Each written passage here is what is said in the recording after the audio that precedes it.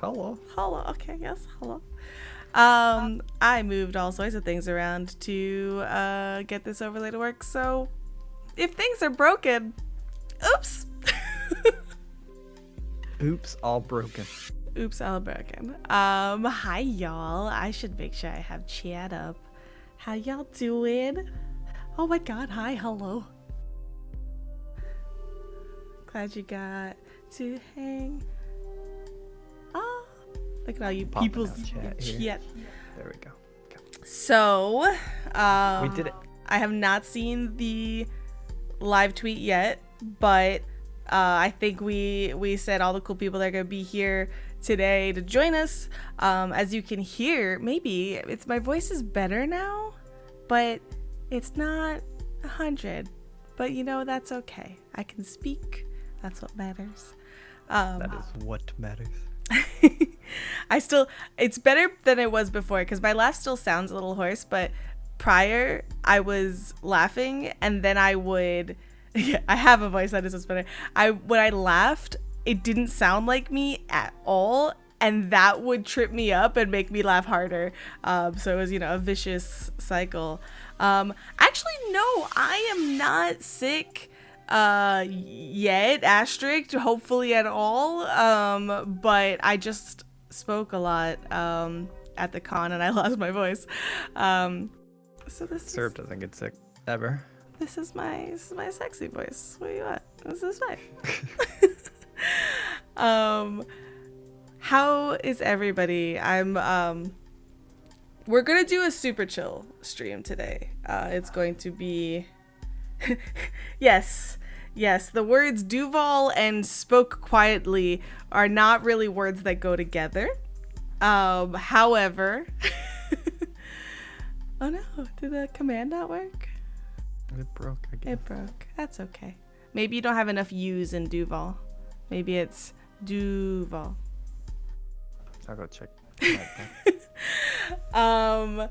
But what we're gonna do is we're gonna say hi. We're gonna talk a little bit about the con from our perspective. Oh no, really? Well, that's not great. I did not know. Nightbot, listen, I just show up and hope that the technology shows up with us. And if it doesn't, it happens. It's not my fault. We don't have a Duval command. That's what I recalled. I thought you did something. No, I didn't. Every Sorry, time I was trying to make it go Duval. Every time Duval comes into chat, he tries the Duval command and he gets sad every time. Yeah, I assume that was a bit for real. Yeah, I thought so too. No, I actually like this better. I think we should always just get those hopes up that maybe there'll be a Duval command. Now you gotta try it now. Oh, okay. All right. Let's see. And the disappointment. I also don't listen, y'all. It's been so long since we had this our variety stream overlay. I don't remember the command pop. Excellent. Yes, great. Oh my goodness. So y'all, this is my confirmation that I will remain without a voice. This is what I'm doing tonight. How is Cooper, Duval? How's the pupper? I haven't seen enough pictures, so I'm a little upset at you. Dimples is gonna make a command and have it say Cleveland. Excellent. He's barking at someone right now, so he's fine. Who's he barking at? He's barking at me. Does he hear my voice? He doesn't know it yet, but he loves me. We just haven't met to prove that. That's all. It probably is your voice since like you're losing it. It's probably on that dog whistle scale. Oh, he looks handsome in that picture. Y'all, I got a DM with the dog picture and y'all don't have one, and that's sad. Sheesh. Sheesh. Sheesh. We have not set that up yet. Don't yell at me, Duval. That's a thing from PAX. All right, let's talk PAX. A little bit. So first of all, what a con, what a time. What a time to be alive, y'all. I know, we need the sheesh. Waffles. Yeah. Yeah. Yeah. How would you say the con went for you? It went. It started on Thursday and ended on Sunday. Those are facts. That's the con. No, it was busy and there was a lot of people, but it's always a lot of fun and good. And I think normally, I say that with big air quotes, it's a lot, but this time I feel like the positives outweighed the negatives enough to make it less of a lot. I think we also made sure to kind of plan the con for us. Hey, look at that. When we are aware of our needs, we're able to better plan for them. A wild concept. Not always successful, but we try. Yeah, I mean, that makes sense, right? Like, I didn't even know I was autistic last year, so. Honestly, though. I mean, yeah, like. But I think that was definitely a big like distinction where we gave ourselves time to not only like. I wanted to say we gave ourselves time to decompress, but we didn't really. That's the thing. Like, we went until we slept, and then we slept, and then we got up, and then we kept going. So what would you say was different enough that gave you that, like, that less bad experience?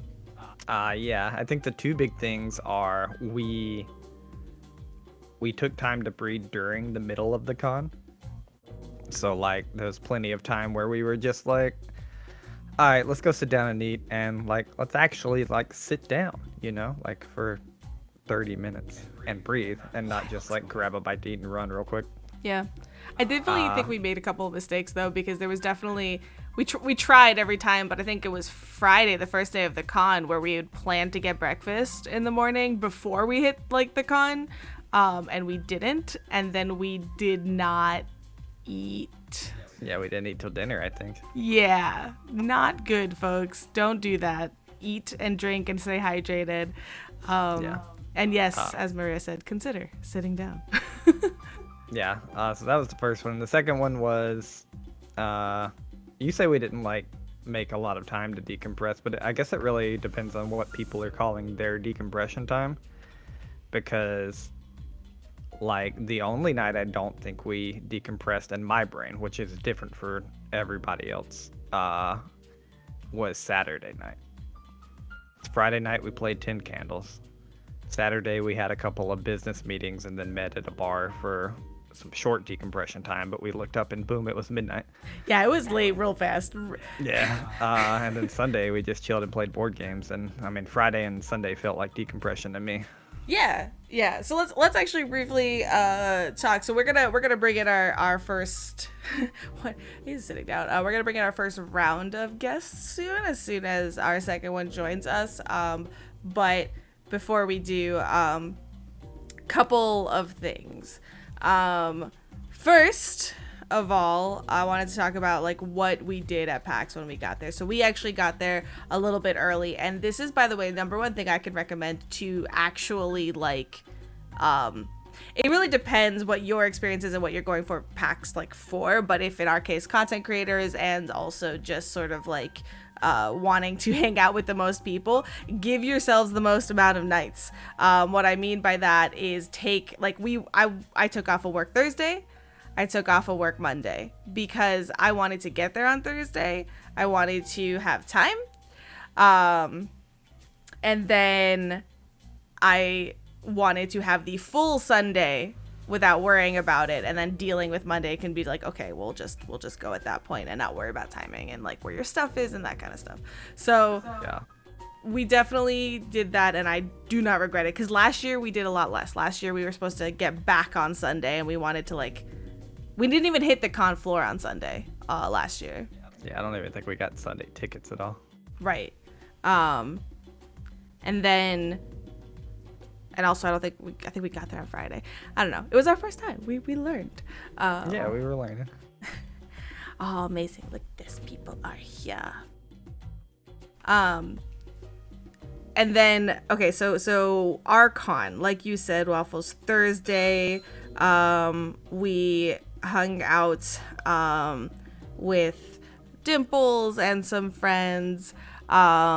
We then hit the floor Friday, and that was a wild experience. We hit the floor being like, all right, today's the day, because we had, mind you, a panel. Waffles had a panel on Friday. He had a panel on Saturday. I had 2 panels on Sunday. So we were like, okay, we only have limited floor to expo floor time. We hit the floor. We touched the floor, as Maria says here. We touched the floor Friday when we got there. We did like 2 aisles, y'all. Before we couldn't move. Yeah, I mean, to be fair, we didn't even do 2 aisles before we couldn't move. We just happened to get through 2 aisles eventually. Right. I think we were on the con floor an hour plus before we even got to talk to a booth. And then that booth was right through the door. It was Norse Foundry Dice, right? Yes.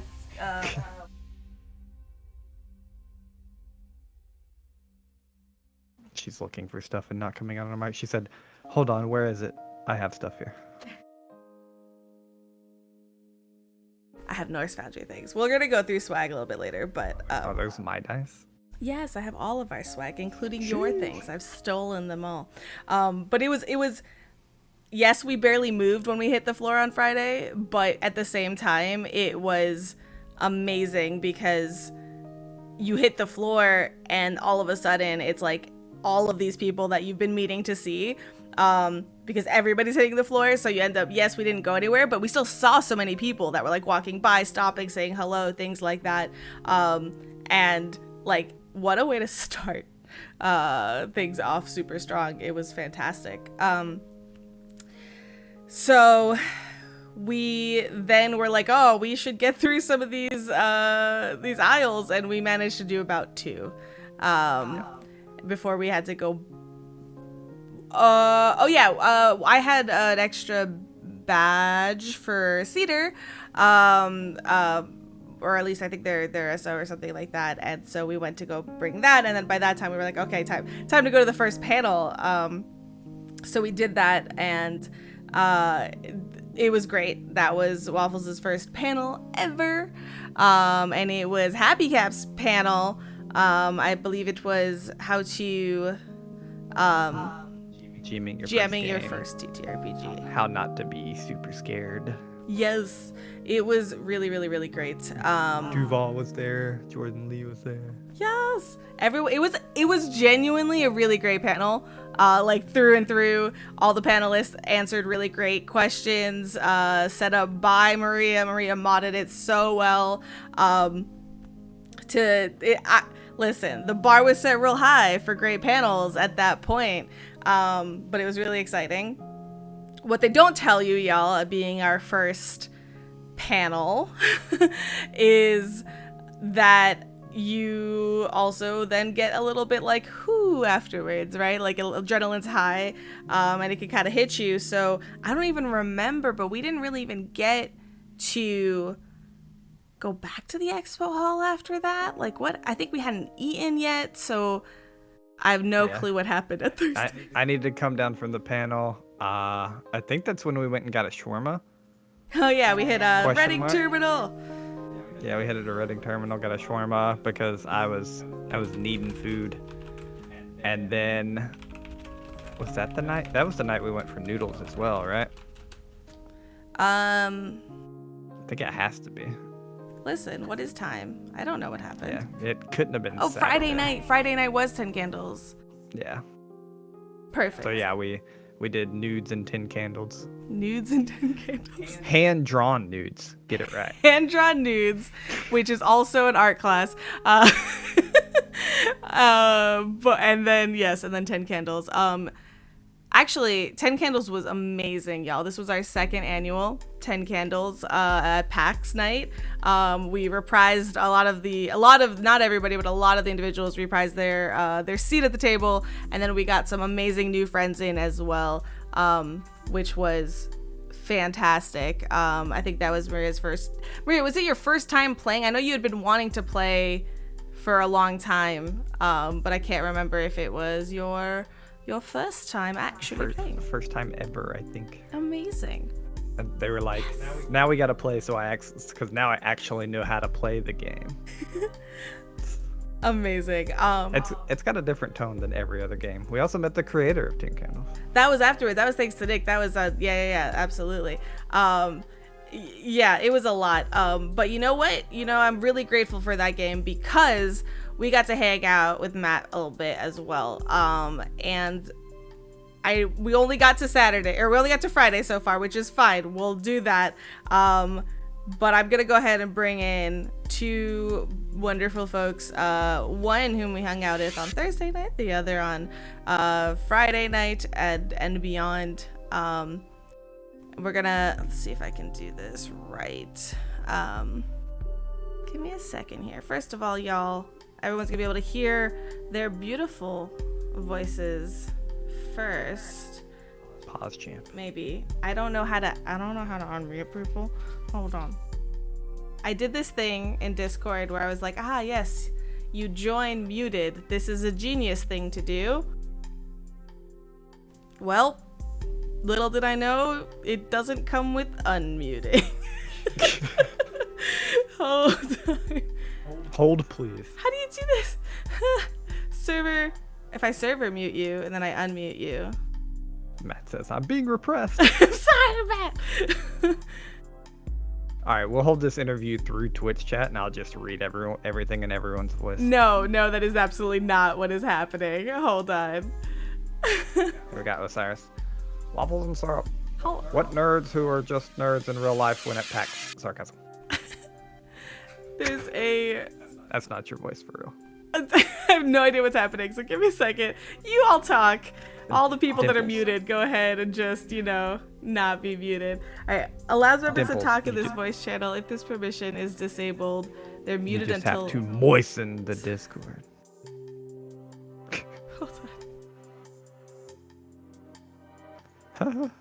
Hold, please. Oh, yeah. There we go. Watch this. Did we do it? No. No, we didn't. No. Rip.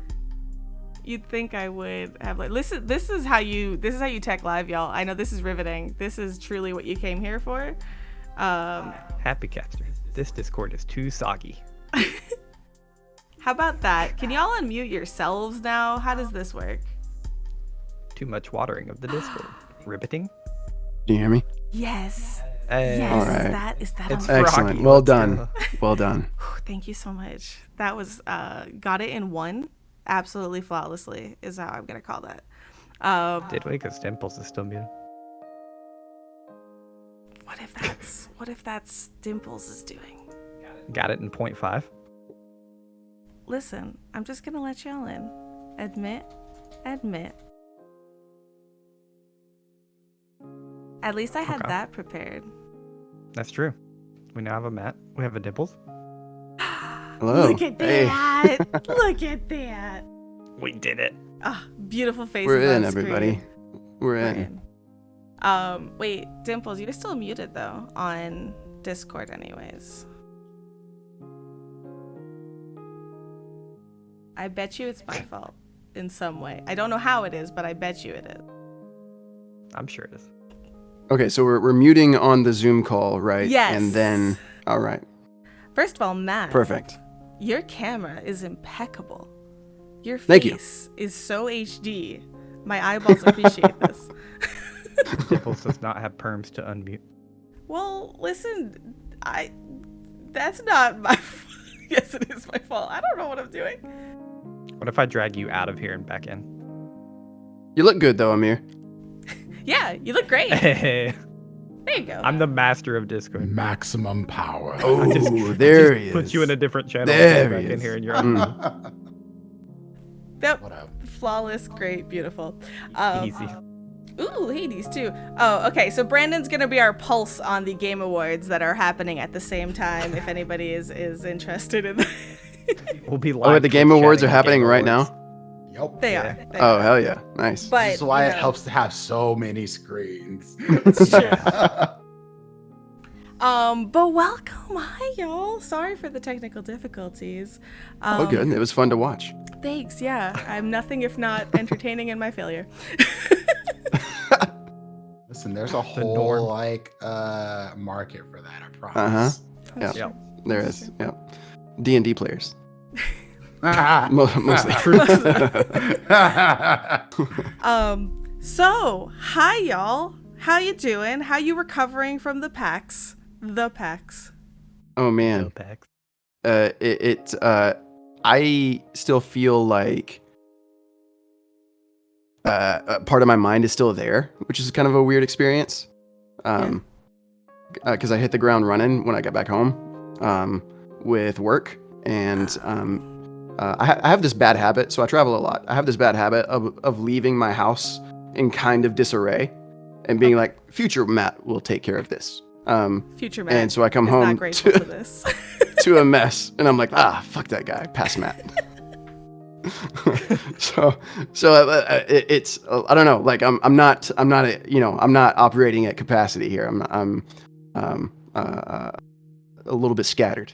I had the anxiety of past me was like, well, people are coming over to take care of the dogs while you're gone, so you have to clean the entire house before packing for PAX, and then also pack for PAX, and then also make sure that everything's settled at work. And I front loaded a little too much on the other hand. So there's gotta be some in between here that we can figure out, one day. Yeah, there's definitely a healthy medium somewhere in there. Yeah, I Whether or don't not know we it. get there is another story entirely. Yeah. How about you, Dimples? Yeah, checks. So, I'd been working all the way up until that Thursday, which I did take off. But, I spent the Thursday trying to make my house presentable since I had people over, which is a very stressful experience. Like, we got all these things where you're like, oh, my house has to be impeccable to have anyone even get near my front door, sort of thing. Maybe that's No one can generation know how much of a trauma gremlin right there. I actually am. Yeah.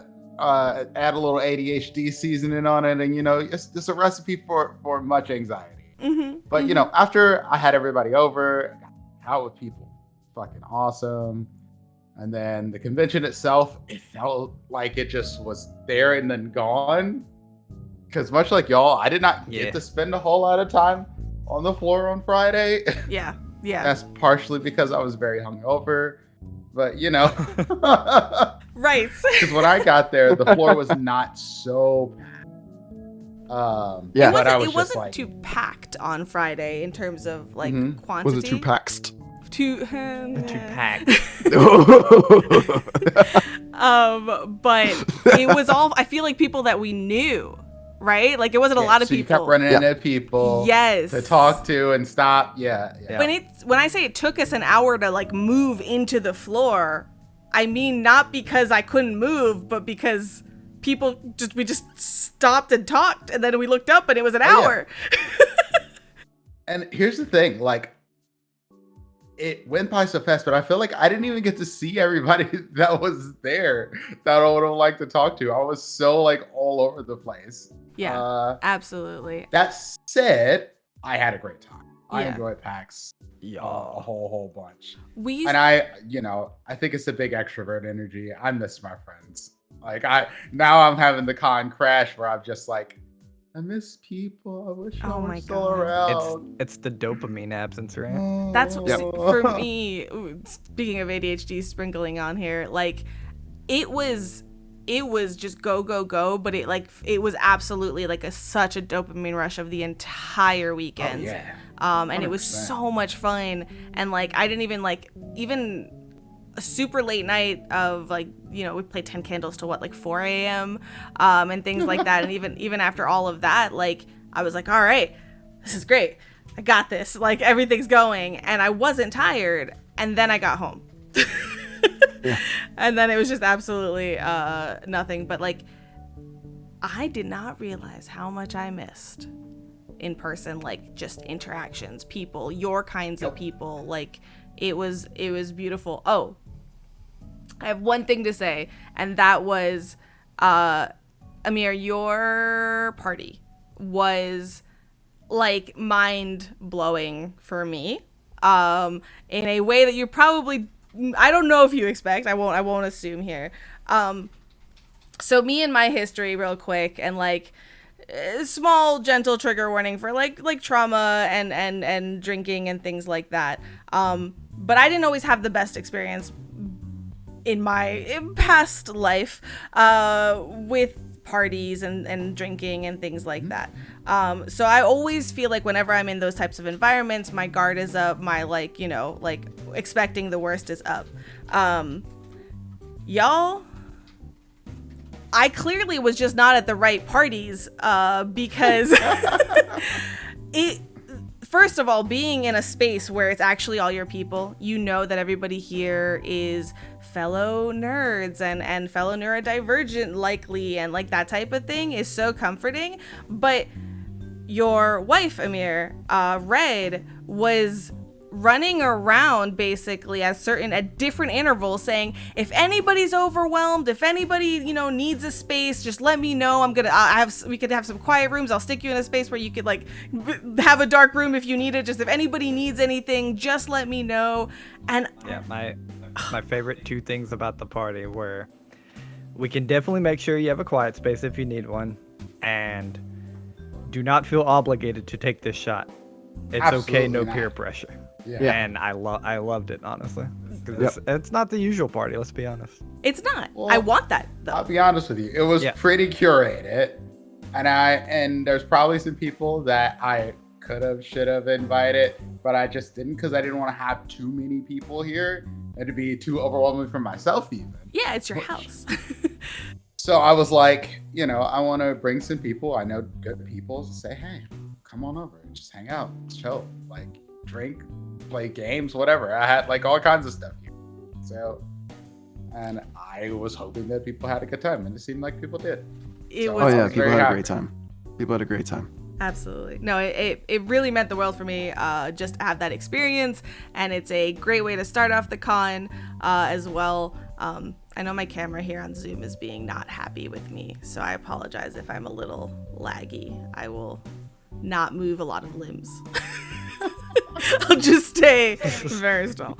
But truly, that was such a good time. So thank you for that. And then Matt joining us for 10 Candles. I'm so glad you did. So glad. That was funny. It was so much fun. You were so good. One of my favorite games. So thank y'all, you. Matt was the first to die. I was. I never played 10 Candles before. Cedar texted me and was like, yo, you want to play 10 Candles? I was like, hell yeah. What is it? Yes. Now what am I getting myself into? Well, that's just like, I don't know. That's my vibe. Absolutely. And you know, getting into it, I was like, okay, it's like some kind of party game, you know? Here I am just being like a pirate ready to set sail, I guess. And everybody's like, prepare yourself emotionally. And I'm like, oh my God. And it was so good. It was kind of I would say, I mean, you know, like all of our friends from the Twitter, like TTRPG space, I would say would thrive in that kind of environment and at that table. But just grabbing like 10 people, you know, off of the street from that space, we had a stacked table of incredible storytellers, and that just led to it was less gameplay and more what tells the most like impacting story. Like what can I do next that is fulfilling for my character, but also brings some element of just memorable and hitting deep into the hearts of the people around the table. Yeah. And so that was a lot of fun. It was a lot of fun to yeah. get to play something new, but also like be at the table with so many incredible storytellers. And Waffles did a great job Waffles is so good. guiding us through guiding That's us my through all favorite that. part of running 10 Candles now. The 2 times that I've run it for like a PAX crew is one, I real like it always takes, actually I'm gonna do 3, sorry. But one, it takes a long time for us to set up the table, like a long time. But I think, like I'm talking like 2.5, 3 hours for us to even start playing. Yeah. But I think that very explicitly sets the tone for everyone to understand like what kind of game this is, and like you're not trying to win, and It's et cetera. also vital for us to like feel like first of all, like to what Matt said, like a group of storytellers in 2 seconds flat, like that extra time though at the beginning, like we all made characters, we all, you know, based on the rules of 10 Candles, affected each other's characters, and then we just like literally everybody talked around the table. I was like, how do I know you? Are you my brother? Okay, you are this, you are that. And we immediately like did all of these things. And what group of people does that successfully in that short amount of time? We say two like 1.5, 2 hours, but that's a lot to get in that amount of time. And it's really impressive. I always want my table to help me build the world, because I like at least in PAX, because I know we're gonna have such a stacked table. And we did a 90s convention, like 90s version We went of meta PAX. so hard. It was so Yeah, we funny. did. What yeah. if we were at a convention? Whoa. What if we're in a convention hotel? It was like to me, that part where everybody was deciding what the setting was, it felt like being at camp around a campfire, and it was like a long time ago in a place just like this, with a group of people just like these. It's so true. Last year we did what, like just a school? We were like in a Yeah, it was like a high school that resembled a college campus, so like a big city high school, and then y'all all started in the gym. Yeah, and so last year we did 8, 9, 10 people. How many were we last year? I think it was 8 players, so I think it was 10, but you and Shannon cut out super early, so it ended up being like, it felt like 8. I was a baby. Yeah, it was baby bedtime last time. And then this year, how many did we have? At least 13. I didn't count. I think 13 around the table, and then me. Yeah, 13, 14, something like that. Which 10 Candles is not made It's for, not but we make made it work. for that, y'all. It is not. That's impressive. Yeah. And which is also why it took quite that long to go through. But already we had like people talking about it, wanting to join our next year's, like, because this is an annual tradition at this point. Hi, Dimples. I have plans for next year's already. Next time I won't be at the strip club to 5 o'clock in the morning. After. I mean, listen. Go ahead. Sorry. After. Let's see. After we played 10 Candles, was it the next night, Amir, that we went to karaoke? Yeah, it was Saturday night that y'all did karaoke. Yeah. Because I only drank 1 drink that night, so yes, that makes sense. Yes. Yeah, we almost went to y'all's karaoke, I believe, and then just by the time we were done with some meetings, it ended up being like midnight 30. I get it. It was a weird, wild, busy weekend. We made the executive call to be like, what if we were rested for tomorrow? Yeah. What if we were just a little bit rested for tomorrow? That was a good call. Like me and spend 16 hours sleeping. Yeah, and Syrup had like half a voice too, and had 2 panels the next day. So Yeah. But so with that being said, we want, there's already so many more people that we want to involve into our 3rd annual PAX Unplugged 10 Candles night. That we were lucky enough to talk to the creator of 10 Candles on Sunday at the con. Nick, Scry Society, ran into them on Saturday, I believe, and tagged us, and it was kind of cool to be like, oh, great. And so when we met up, we ran through real quick and we talked to him, and he had an idea. And I really liked this. So I'm going to just mention it here, Waffles, if that's okay. I will allow you to mention it. I did not like it as much, very admittedly. Sure. Well, some of it I do. I think we're gonna listen. It's the idea. We'll take it. We'll see what ends up happening. We're not committing to anything right now. I think part of it is my idea for this coming up next year, and then the other part I didn't like whatsoever. So here's the deal. It takes a long time to go through so many people around the table, but you get enough people, and you can have potentially 2 games of 10 candles running concurrently. And here's the cool part. With one storyteller, or maybe with an assistant storyteller, we'll have to see, and the stories affect each other. Ooh. Perhaps I can see why Waffles wasn't so excited about it.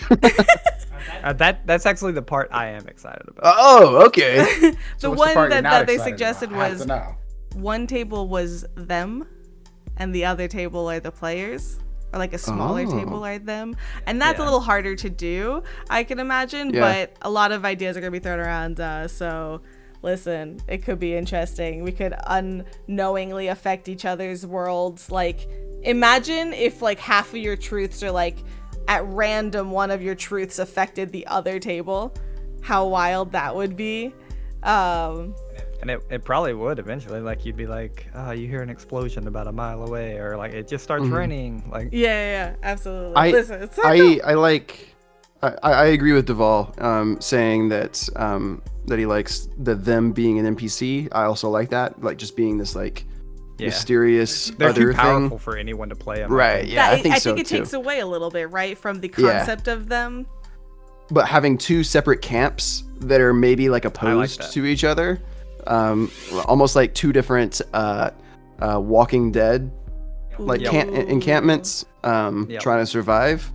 That was my thought, and Sean said he wanted to run me through a game, and so my thought was, what if me and Sean just split up a room and took 10 That's what I was thinking. How it went in my brain, and I'll probably fine tune a little. Trademark Waffles 10 candles here. I like that. You got 2 tables of 10. Our 10 candles last a long time, so I'm never at fear of them going out while we're playing. So my thought is, you got 2 tables, 10 candles, 10 candles. And then when both tables get down to 5 candles, the 2 GMs figure out a way that they meshed, and then you again have 10 candles. Oh. I am with you 100%. Yeah. Interesting. These are the things that were going through our mind as you were talking about. Yeah. This Interesting. idea right here. And like at that point, the tables together. Yeah. Like would half of each of the parties have died at this point? Ideally, maybe a little less than half, depending. A little less than half. Like ideally, probably. And so now there's new dynamics and. And then another one I thought was, you get down to, and I'll talk to Sean about this, and it's just a minor. I just want to hear y'all's opinion on it. It's just a minor tweak of it, but we would go down to 4 and 4 candles, and then light 2 more. Since 2 groups came together, it would be like more hope, since the candles represent your hope. Interesting. Okay. Yeah. It depends. That way it lets a little more people die. Yeah. Listen, we don't need candles. We'll just die. It's fine. Like, all of us will just, it's fine. Yeah. So give me my heroic end, or a sad one. There's so many cool things. I want people to feel emotions. And I'm so proud also. I saw Maria wrote this a little bit ago in chat, but we managed to like get lines and veils in there and everything like right off the bat, which I think was really, really awesome, and a way to say like, okay, well, now there's more people at the table than necessarily we all know super comfortably, and we don't want to, this literally is a game about doom and the inevitable death, so let's be safe about it, and we managed to do that really, really well. So I'm excited for next year. I will say, whatever ends up happening, there will be one lesson that we will most definitely learn, which is dinner is with 10 candles and not first dinner and then 10 candles, because it's the only way it's gonna work with even more players. We're just gonna order like a bunch of pizza and a lot of snacks and a lot of beer, and everything will be great. We did the hand-drawn nudes, and while they were very, very good, shoo, that's why we went to 4 a.m. Yeah. honestly. And I was late getting there. I was having dinner with some other friends, Adelaide and Robert. Nice. And they ordered nice. a feast. They had so much food to take back to their room. But then Should've brought it over. I was very late getting even to the Airbnb. It worked out though, and I'm very glad you did show up. All right, Thank you. I gotta take the dogs out real quick, so it's all you. Oh, okay. All right, bye. Oh, there's a toy literally like on my chair. If you see this red thing right here that he balanced.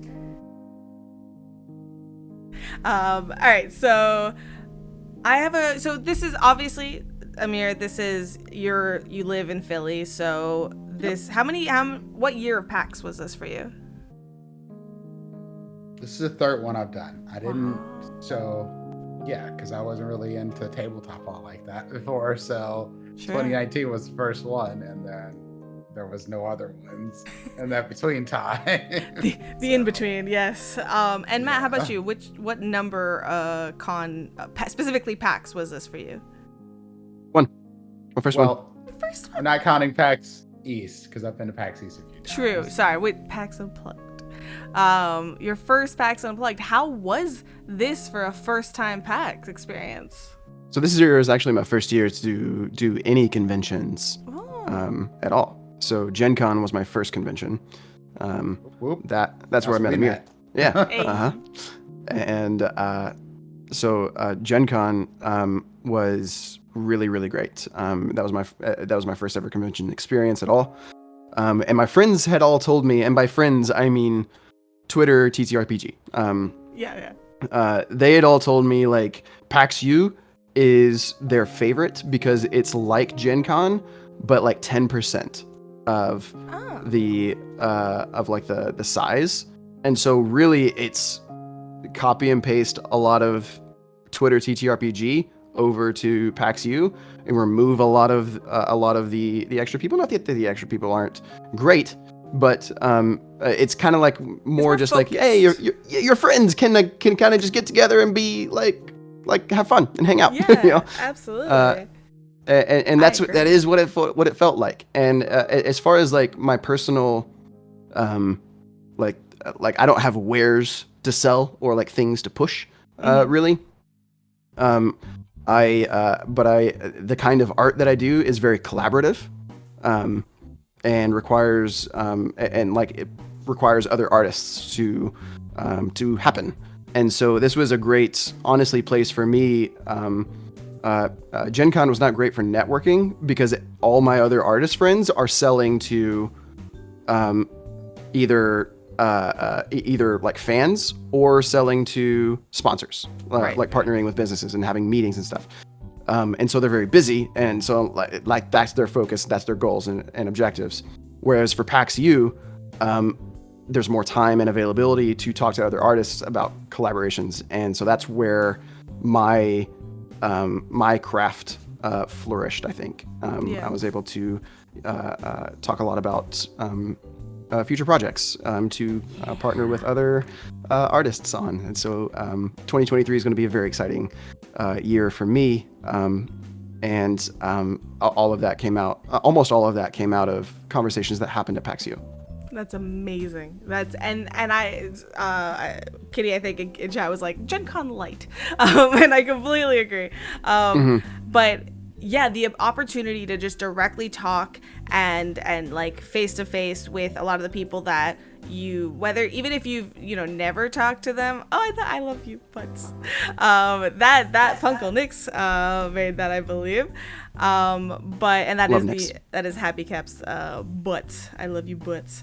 But in regards to like the ability to just talk to people face to face is night and day from the online community, unfortunately. Like, now I love interacting with the community on Twitter and social media in general, and being able to say, oh hey, like it's just support, retweet, all that kind of stuff with the community. But there is nothing like just being able to have a space to see face to face and get someone's vibe, just kind of be like, oh, like you're good people. Like I like this. I wanna work with you. I wanna collab with you.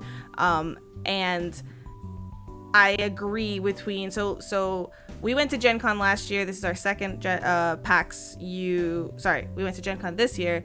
We went to PAX last year. This was our second PAX, and it was our first Gen Con this year. I completely got the same vibe of just being able to get one-on-one with people, talk to people, etc. And I think personally that this PAX-U was relatively less impressive, so to speak, than last PAX-U, based on the situation of the con. Amir, I would love to hear your thoughts on the comparison between the years for PAX itself. Oh yeah, so I mean, this was smaller, which you could tell. I mean, there's a teachers convention happening in the convention center, so it was a little, that threw things off in a way. I felt like it was noticeable. It also felt like there was a lot less vendors there.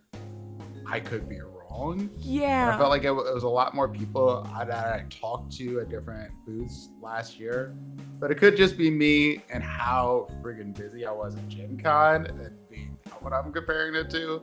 Because I felt like I talked to everyone in the friggin' mom at Gen Con. It was so much. There was people, so much stuff. at Gen Con. It was like, I'm not one to get overwhelmed really, and I was overwhelmed. Like, yeah. And Gen Con was a lot. It was loud to you. It was a really loud, really kind of like a hum. I know that with Waffles, it just gets a lot for him, a lot, like really quickly. And then with this, like the layout, this PAX-U was awful. I completely agree with what Jordan said. Like the fact that there was a teachers convention at the same time. Yeah, it messed stuff up a lot. What? We were just studying socials. It's okay. There were many less panels. I felt like last year at PAX-U, there was so many panels that there was like literally I had to make just excruciating choices to figure out what I wanted to go to. And it felt like it was like one or two other ones happening at any given time at this one where I was like, man, I wish there was more stuff. I really did. I completely agree. And you had to for this one, you had to make a choice because if you were on the expo hall floor, you had to maze your way around the building to get to where the panels were. It was so long. And you were from one side. You had to plan like it was like a half hour planning ahead. Yeah. Because if you're like, oh, I got a panel in 5 minutes, you're not gonna find it. You're just not gonna be there unless you're okay with walking in late. Yeah. And so like a lot of our people, had panels and stuff going on. I didn't get to go to most of them. I was able to pop in for a couple. Yeah. But it was one of those things where you had to either be on the floor or in the panel area. And I feel like you miss a lot of that just casual walking by people as well. In that regard, you're either in one space or the other. That's right. And the lack of panels was so frustrating, to say the least, to a lot of people in that space. It was rough for sure. And for your first experience, Matt, like, if you didn't know other people in the space, if you didn't know people saying like, oh, do this, do that, would you have had a good time?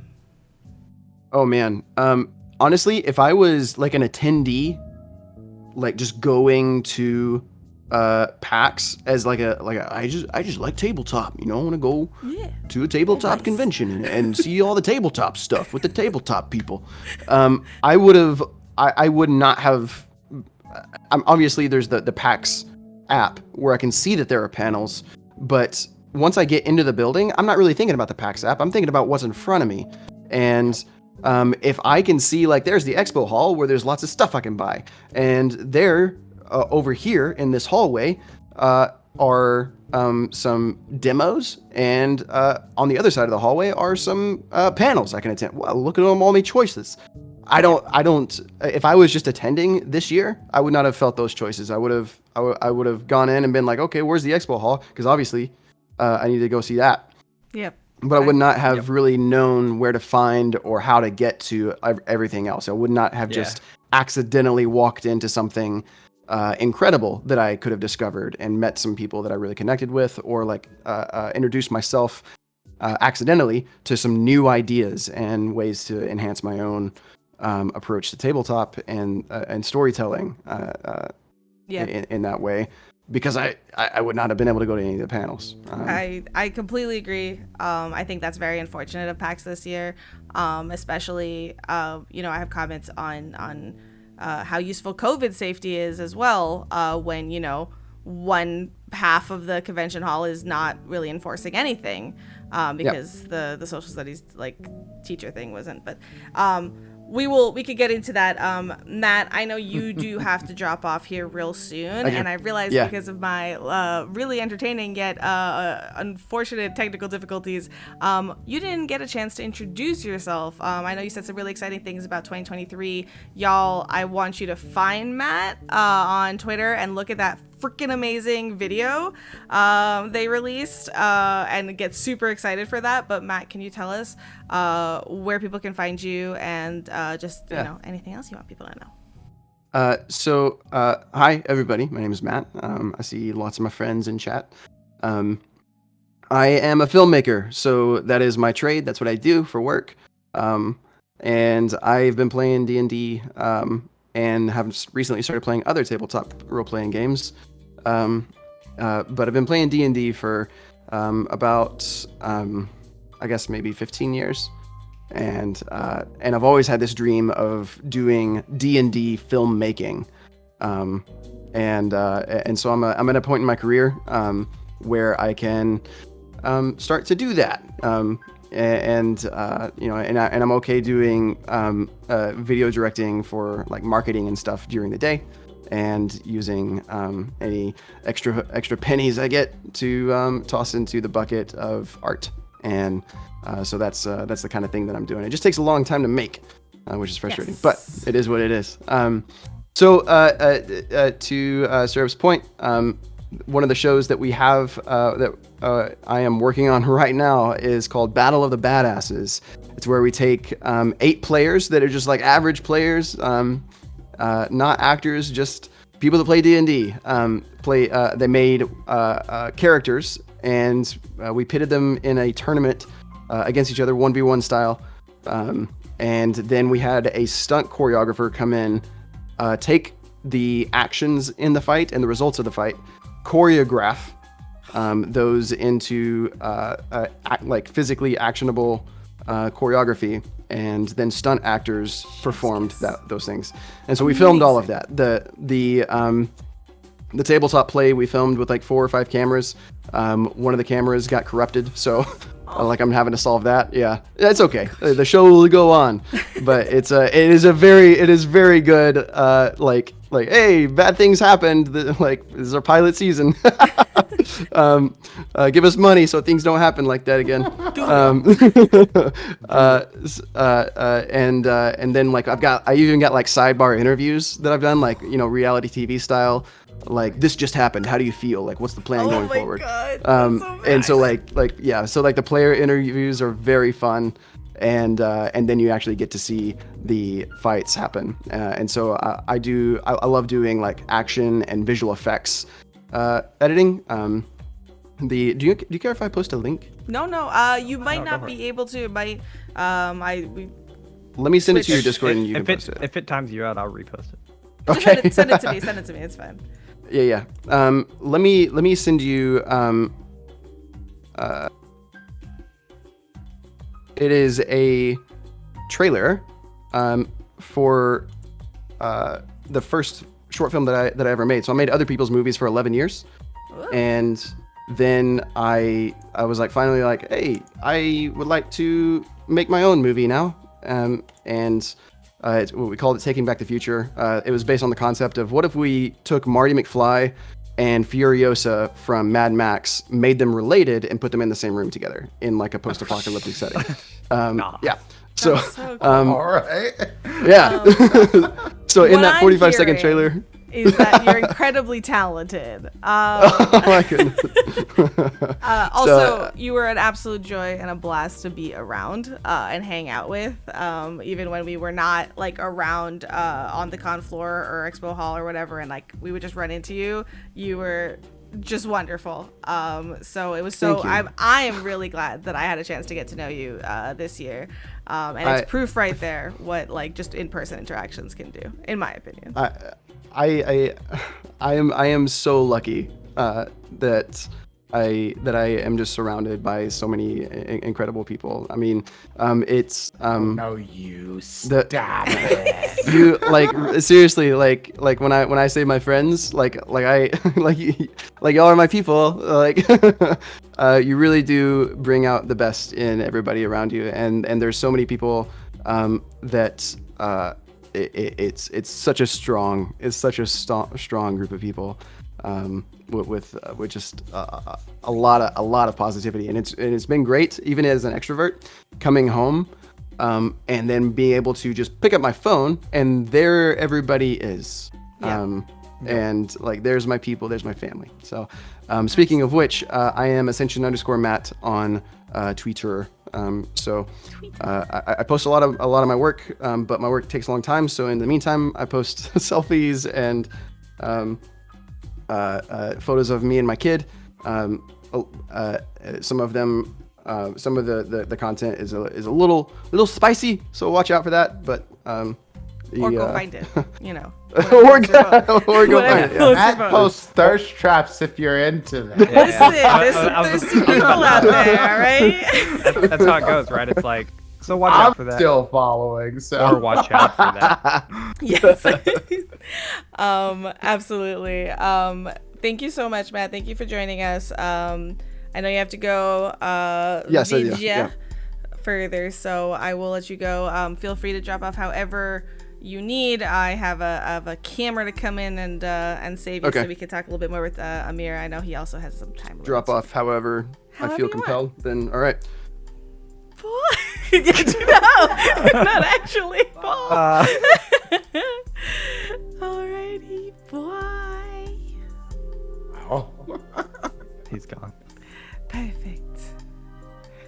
All right, hold on. I'm gonna fix cameras in a second. One second. The cameras are broke. There we go. There we go. Two places at once. Look at me. Alrighty. There we go. Perfect exit. Literally, genuinely flawless. Like them. They're a sweetheart. Let's get ttrpg gifts up in here. It's true. That's one of them. So, just to get the gifs. Yeah. But so Amir, hi. How? So we were talking about. Well, let me check in real quick. Do you have a hard stop time? No. No. Good. I thought I had a thing, but then my schedule. I'm tired, and when I look at things, sometimes I read the wrong things. Listen, it's like you were at a con for a long weekend with a lot of socialization and things, like almost. And then I just jumped straight back into work. I got back to work. And I've been working 10-hour days. Yeah, I jumped back into work too. It's rough. But that's okay, you know. Listen, the point is though, right, is the reason we do these hustles, the reason I at the very least am so motivated during PAX and things like that to go and talk to everybody and make these connections is because this is very clearly where my passion is and what I would love to do for a living. So, you know, pay us is the TLDR of that. Make it rain. But tell me what, so we talked a little bit about like how, well, in our opinion, this PAX was not as good, as last year's PAX. I think it was still wonderful. I still incredibly, I had a great time. It's just that it set up the way the previous ones were, and that's some of the subpar things. Is there? Yeah, when I say underwhelming, I mean the convention itself. Right. I don't mean the time I had. Exactly. Is there anything else that you would like want to see improved for next year? Obviously, aside from a completely unrelated and unmasked separate convention in the middle of our convention. I mean, ultimately, I think last year was great as far as the way they did the convention. They had the theaters upstairs and everything like that. Do that again. That's that, and for me, I'd put it in a pretty good space. I would like to see more big name vendors and stuff like come through, but that's like more of a wish list sort of thing than something that's actually going to happen.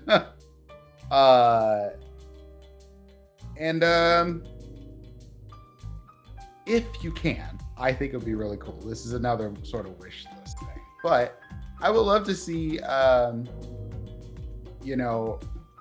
some people maybe run a game for, regular folks. Ooh. Okay. I like that, actually. Yeah.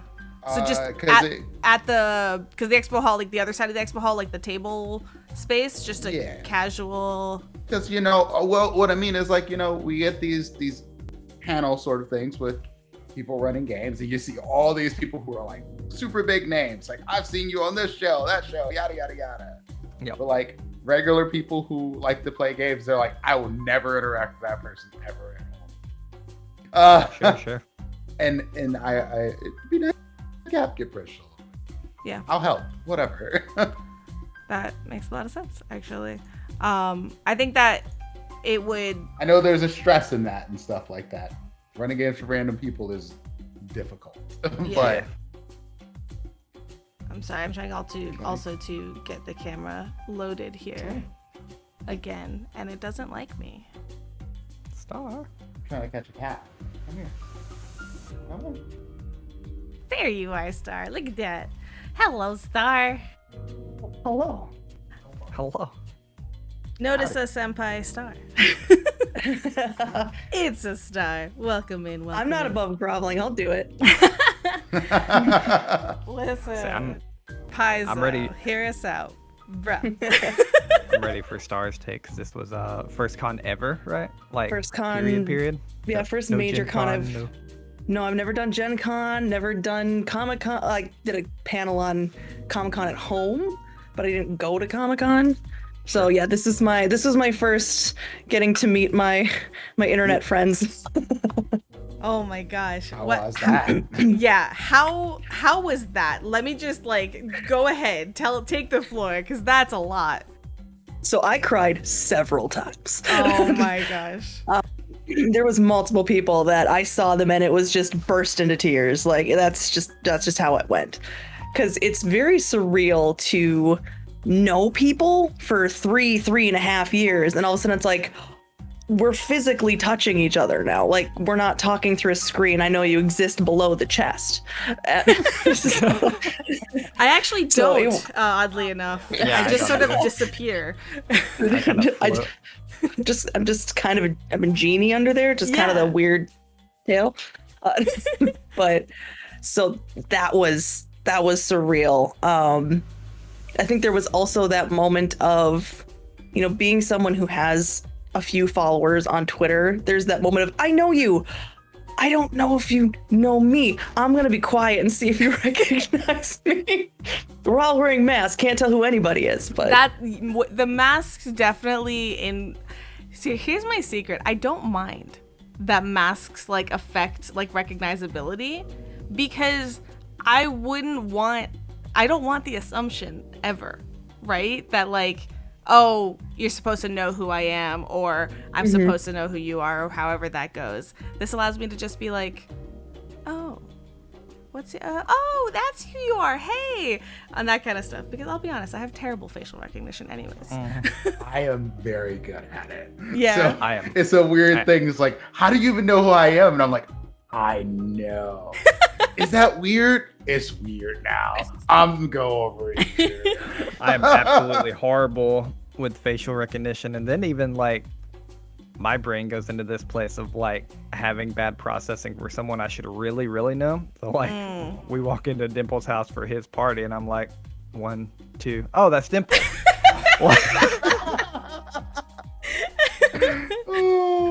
enough. It's rough. It's rough. Well, and I will say, like, for me, the first person I ran into that wasn't part of like my group that I would say are my like close friends on Twitter was me. Nyx. Oh, Waffles. Well, Oh.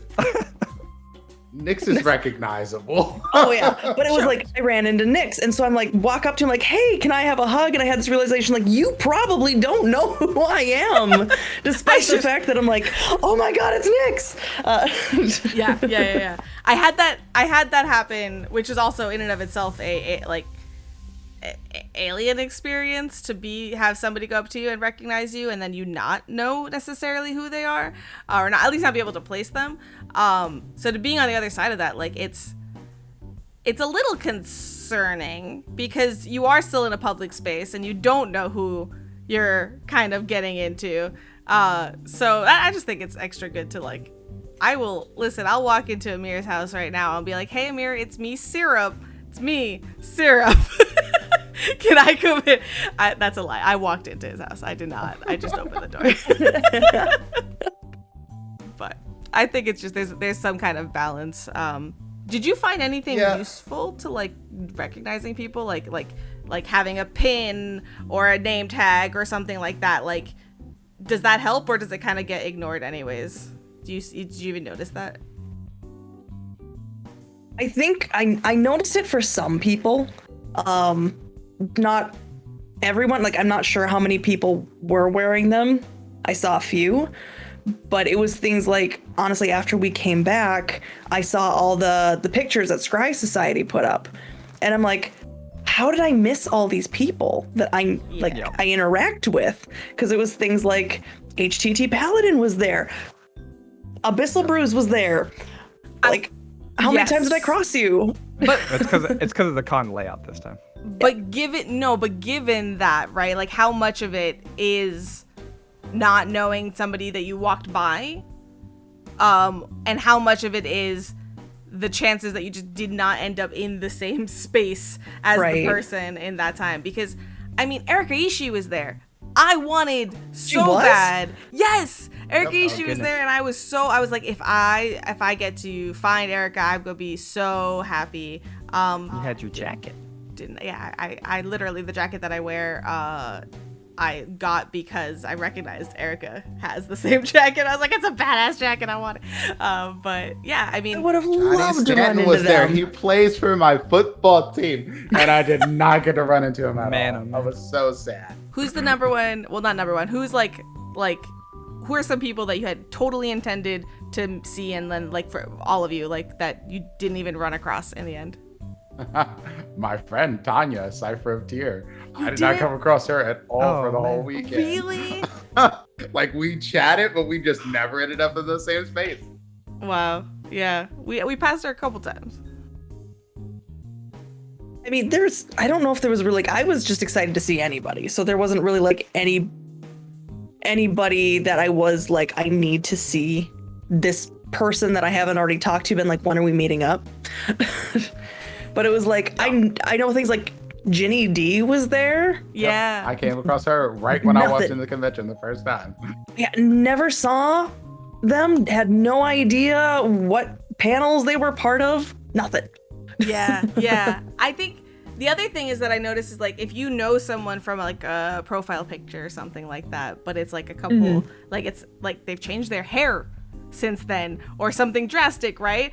I'm like, oh, but then I realized that I've been subconsciously looking out for the like picture in my head that I recognize, and that's a 2D picture that is not a 3D person, and that I can say I didn't walk past or see Erika, for example, or anything like that, but I probably did, or maybe could have, and had zero recognition. It's very hard to do that.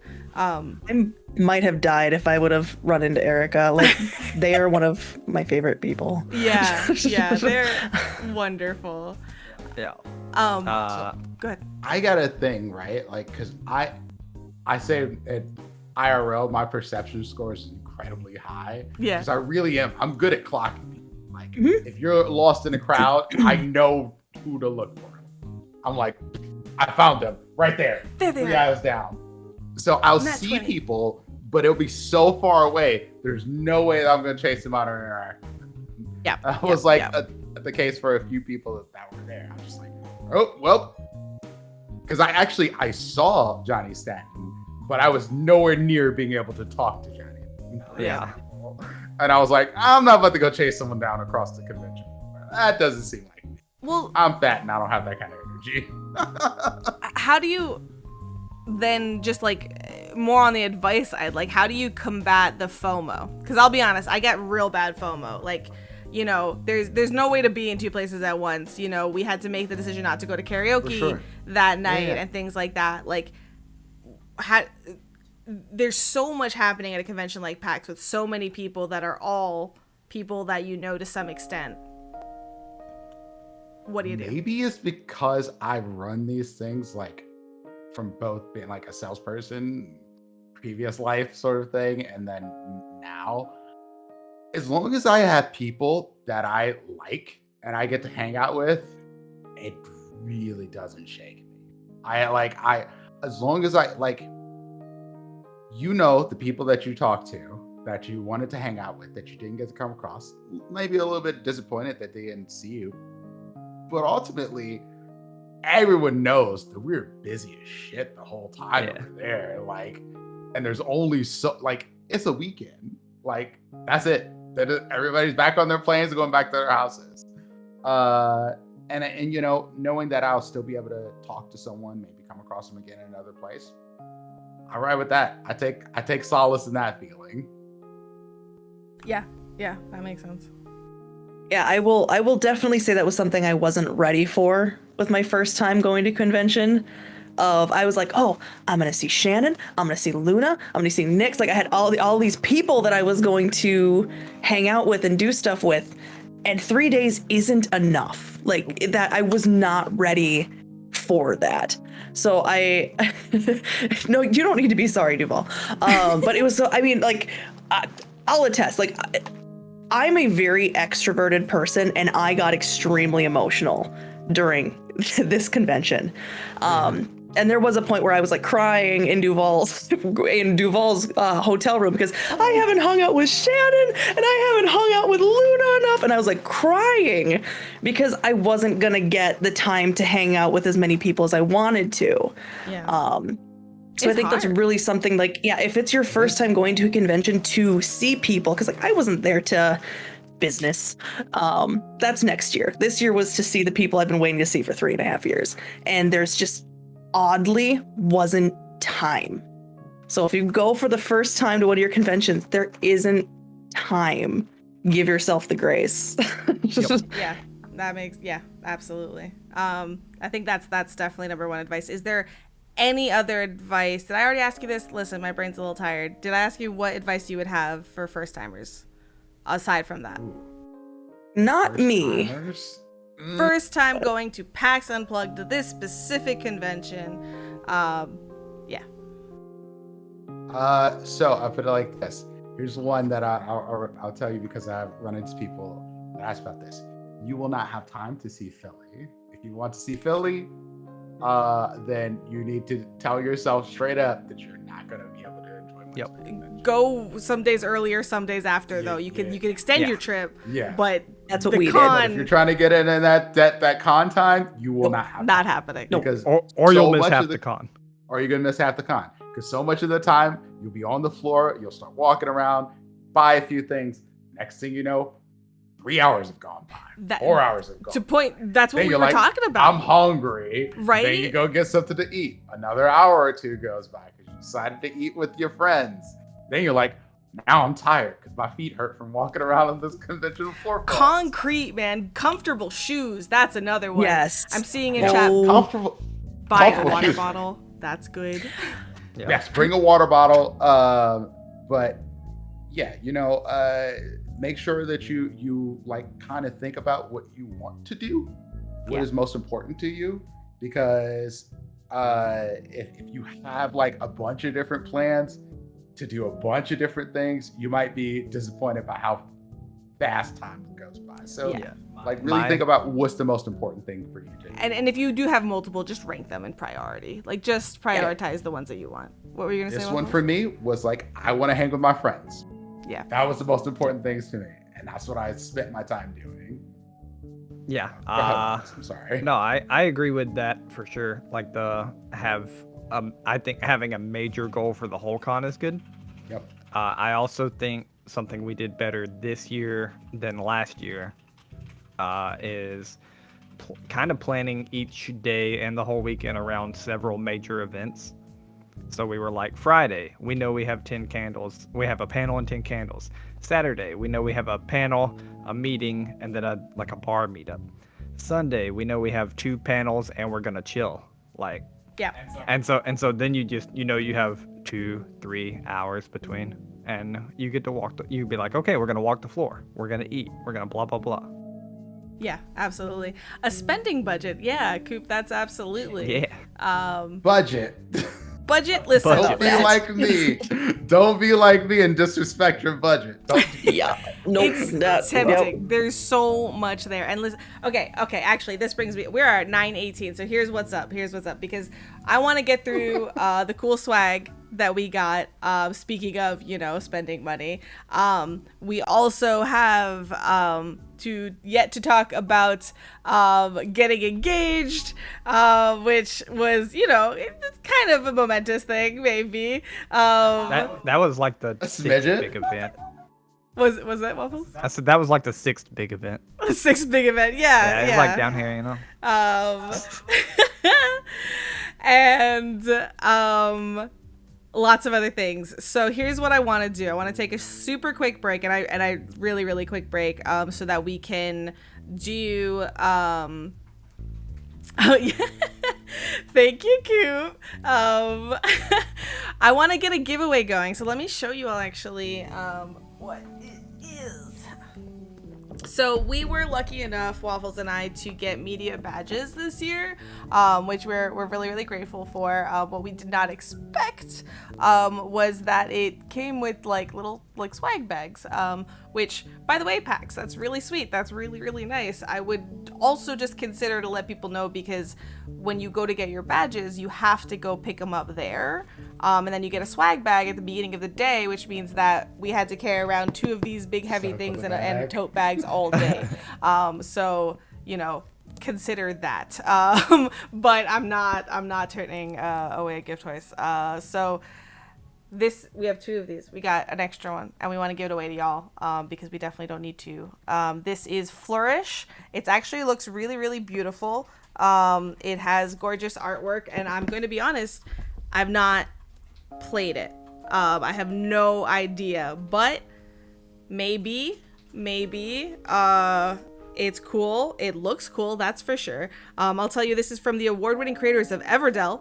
So if that's something that you've played, maybe you would like this as well. It's a beautiful card drafting game with several ways to play.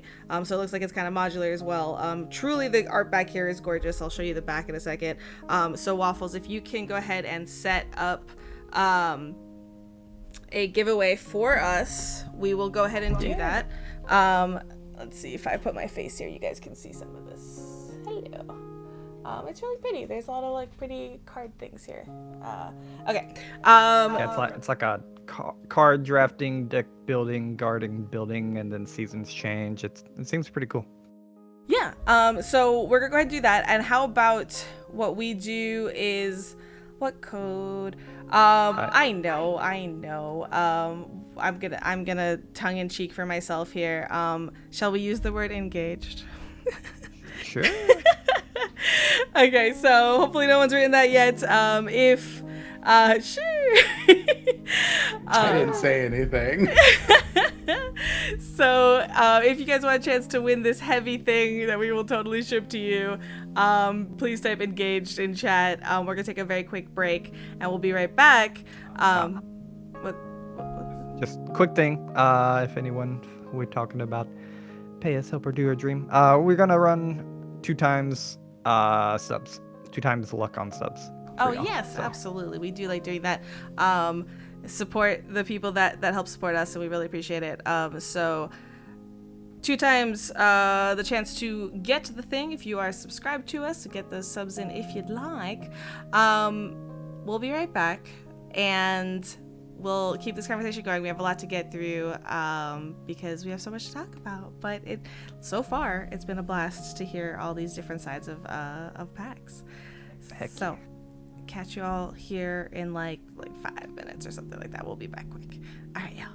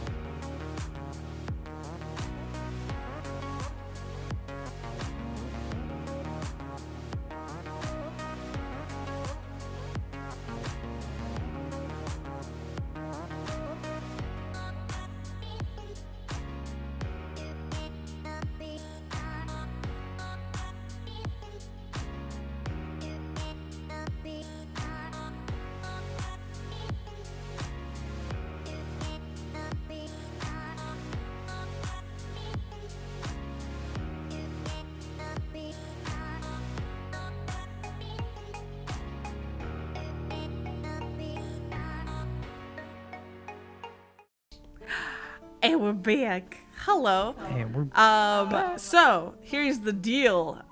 Duval is here on camera. Hello, Duval. And that means that Amir had to duck out.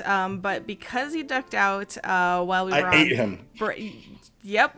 It was vicious. It was a sight to behold. 10 candles. Next year on 10 Candles. Yeah. But he did not get a chance to say where to find him on the internet. So thank you, Brandon. You got where I was getting there. Dimples and Dice everywhere on the internet. Please go follow and support him. You can find him on one of our shows as well, by the way, which is Siren's Call every other Friday. But he does so many amazing things on Rolling D's 20s, which thank you, Brandon, for the shout out. All of those places, go follow, go support. An amazing individual, a really just kind person that I am very grateful. Waffles and I are very grateful to know. So I'm glad. And literally every person that's been on here, and that's kind of why y'all are here, it was just so much fun to see you all in person and to actually be able to hang out and like hugs, all the hugs, and all of those good things. So many hugs. all the hugs. All of the hugs. Oh, Okay, yeah. so we are going to start things off with pulling that giveaway for Flourish the game.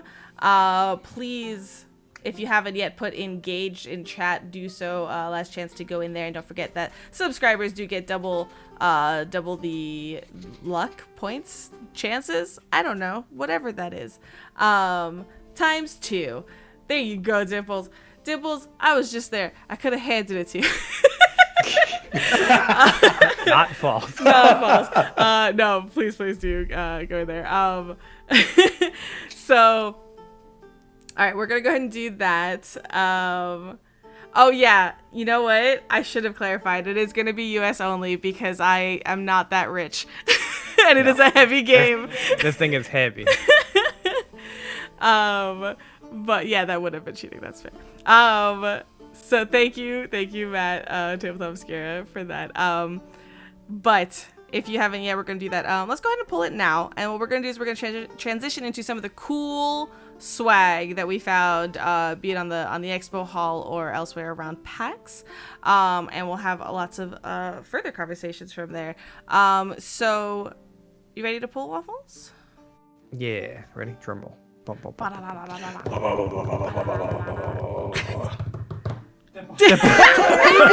That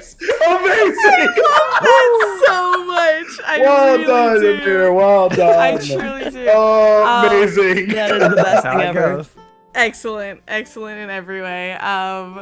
Well, I mean, yeah. All right, we'll drive. We'll just drive back up there 6 hours. I think the gas will be Yeah. cheaper. No big deal.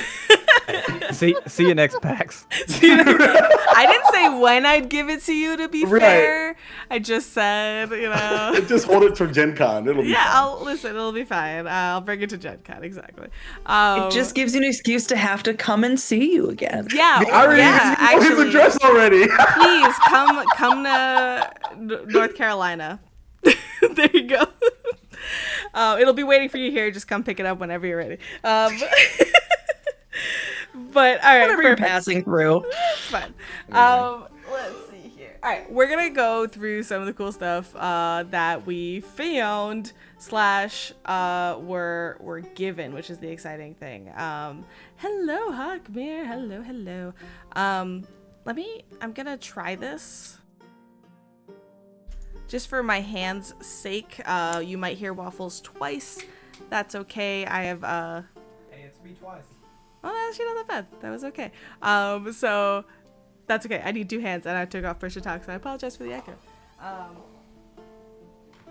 First of all, I have to give a huge shout out, and I think Maria, if they are in chat, would absolutely agree with me.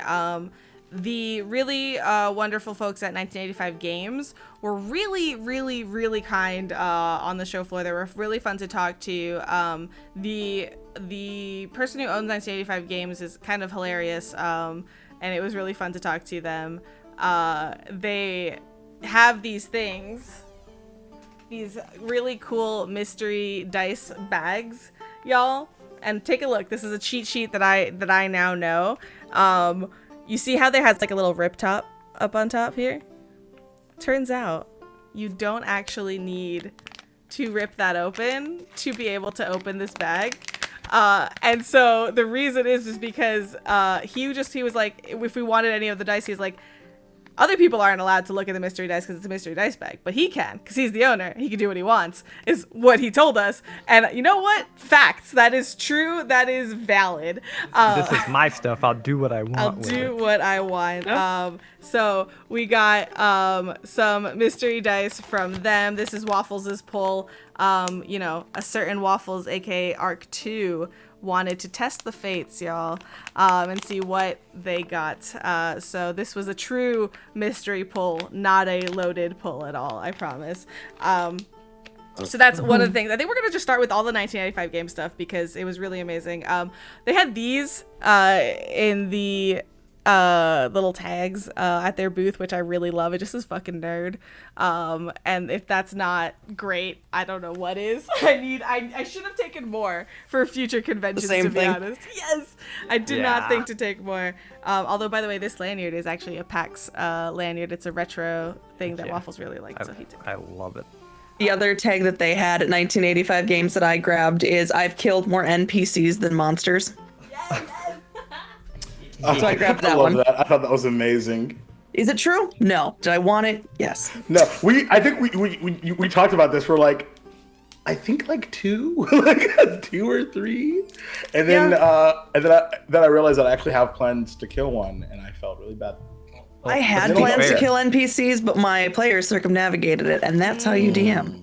Let's be fair. All monsters are NPCs, therefore you probably have. Also true. That is very true. That's true. And they also had fantastic pins for them as well. Yeah, fuck you, Kurtkin. Oh, I didn't know they had a fucking nerd pin. I need it. I really wanted this because I've always been fawning over their graphic design, and I think their logo is really, really cool. That is cool. I'm glad that I scored one of these.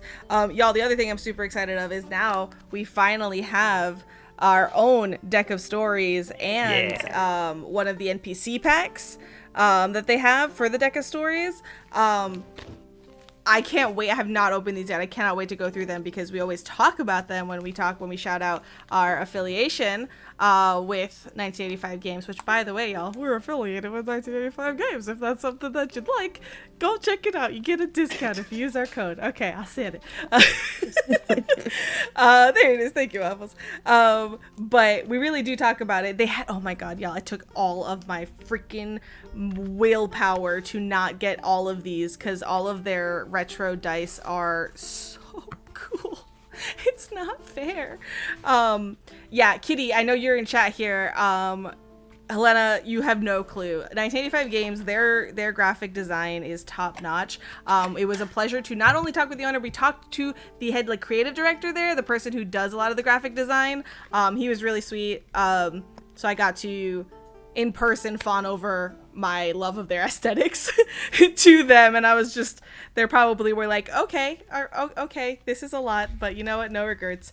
Yeah, the packaging design on these are beautiful, they're lovely, and I'm gonna go check that out. Actually, right now, I'm gonna just put it right here so I don't forget to do that. What else did we have from 1985 Games?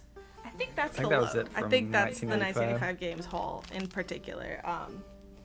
Waffles. Yeah. That fateful Friday where we first hit the show floor, the first thing that we bought and the literal spot in which we got stuck in for an hour because of everybody, you did get some things. Do you want to show those off? Yeah. Hold on. Dog's being ridiculous. It's okay. I finally found Arc dice. Fuck yeah. So I'm super happy by these cool people. The Norse Foundry. The Norse Foundry. They're all in bags like this, baggies, because they are stone and don't need to touch each other, and I haven't put them in their dice case yet, but they look like this. They're so pretty. They glow beautifully.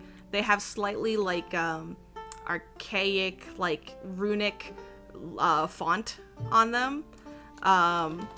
They're really cool. Me taking notes on different companies to check out. Yes, all of these people were really, really cool. Norse Foundry was really awesome. I have to give a shout out to Diana for having their first like section at the Norse Foundry booth of their own handmade dice, which was really, really beautiful. They have some really cool Vampire the Masquerade dice there, by the way. And sold out. Sold out! Oh, congratulations. I did not Heck yeah. realize to that. That's so much fun. Waffles, what's the at? This is, so they have books that double as, they're like spell book type things, but they double as dice holders. Hold on, I'm about to show.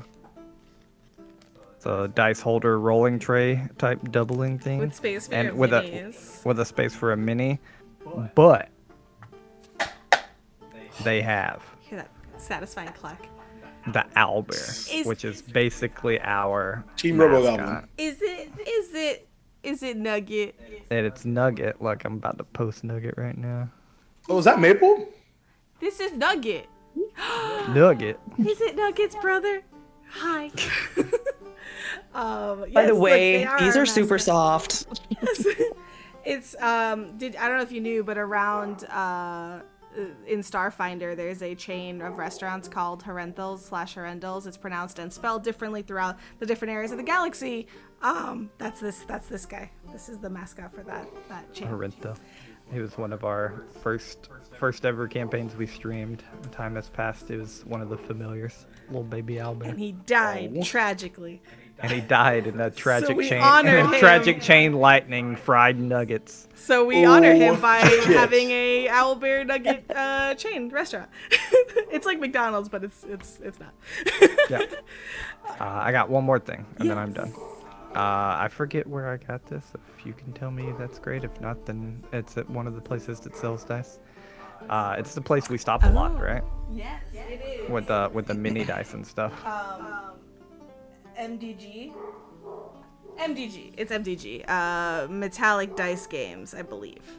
Yeah. Metallic dice games. So, Oh, Mad no. Dog 100. Games. Mad Dog Games? The D100, steel D100. This thing is heavy. Those things are fucking scary. Look, I'm gonna drop it Seriously, from guys. I'm gonna drop it from 1 inch and let y'all hear it.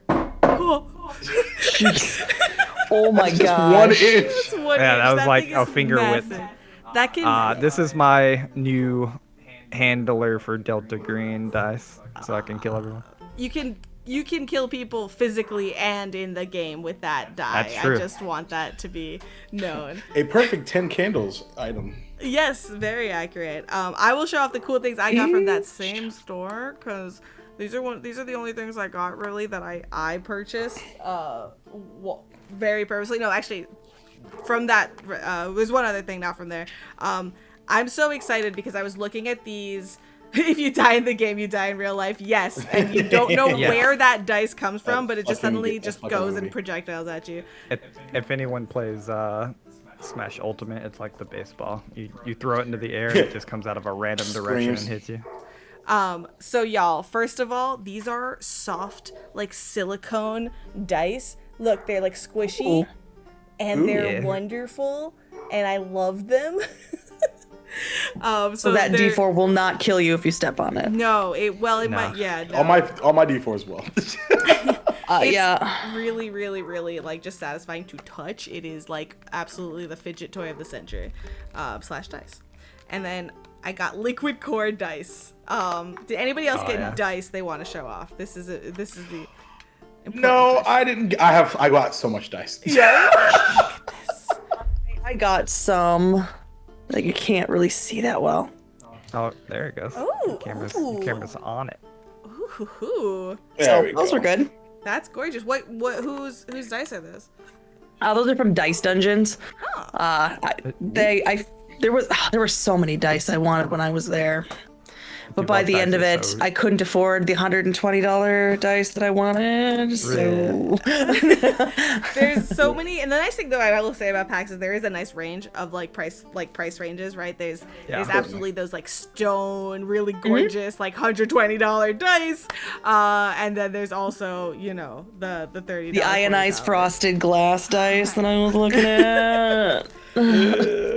See, my problem is I've become almost exclusively obsessive with metal dice. I need my loud ass kerplunk.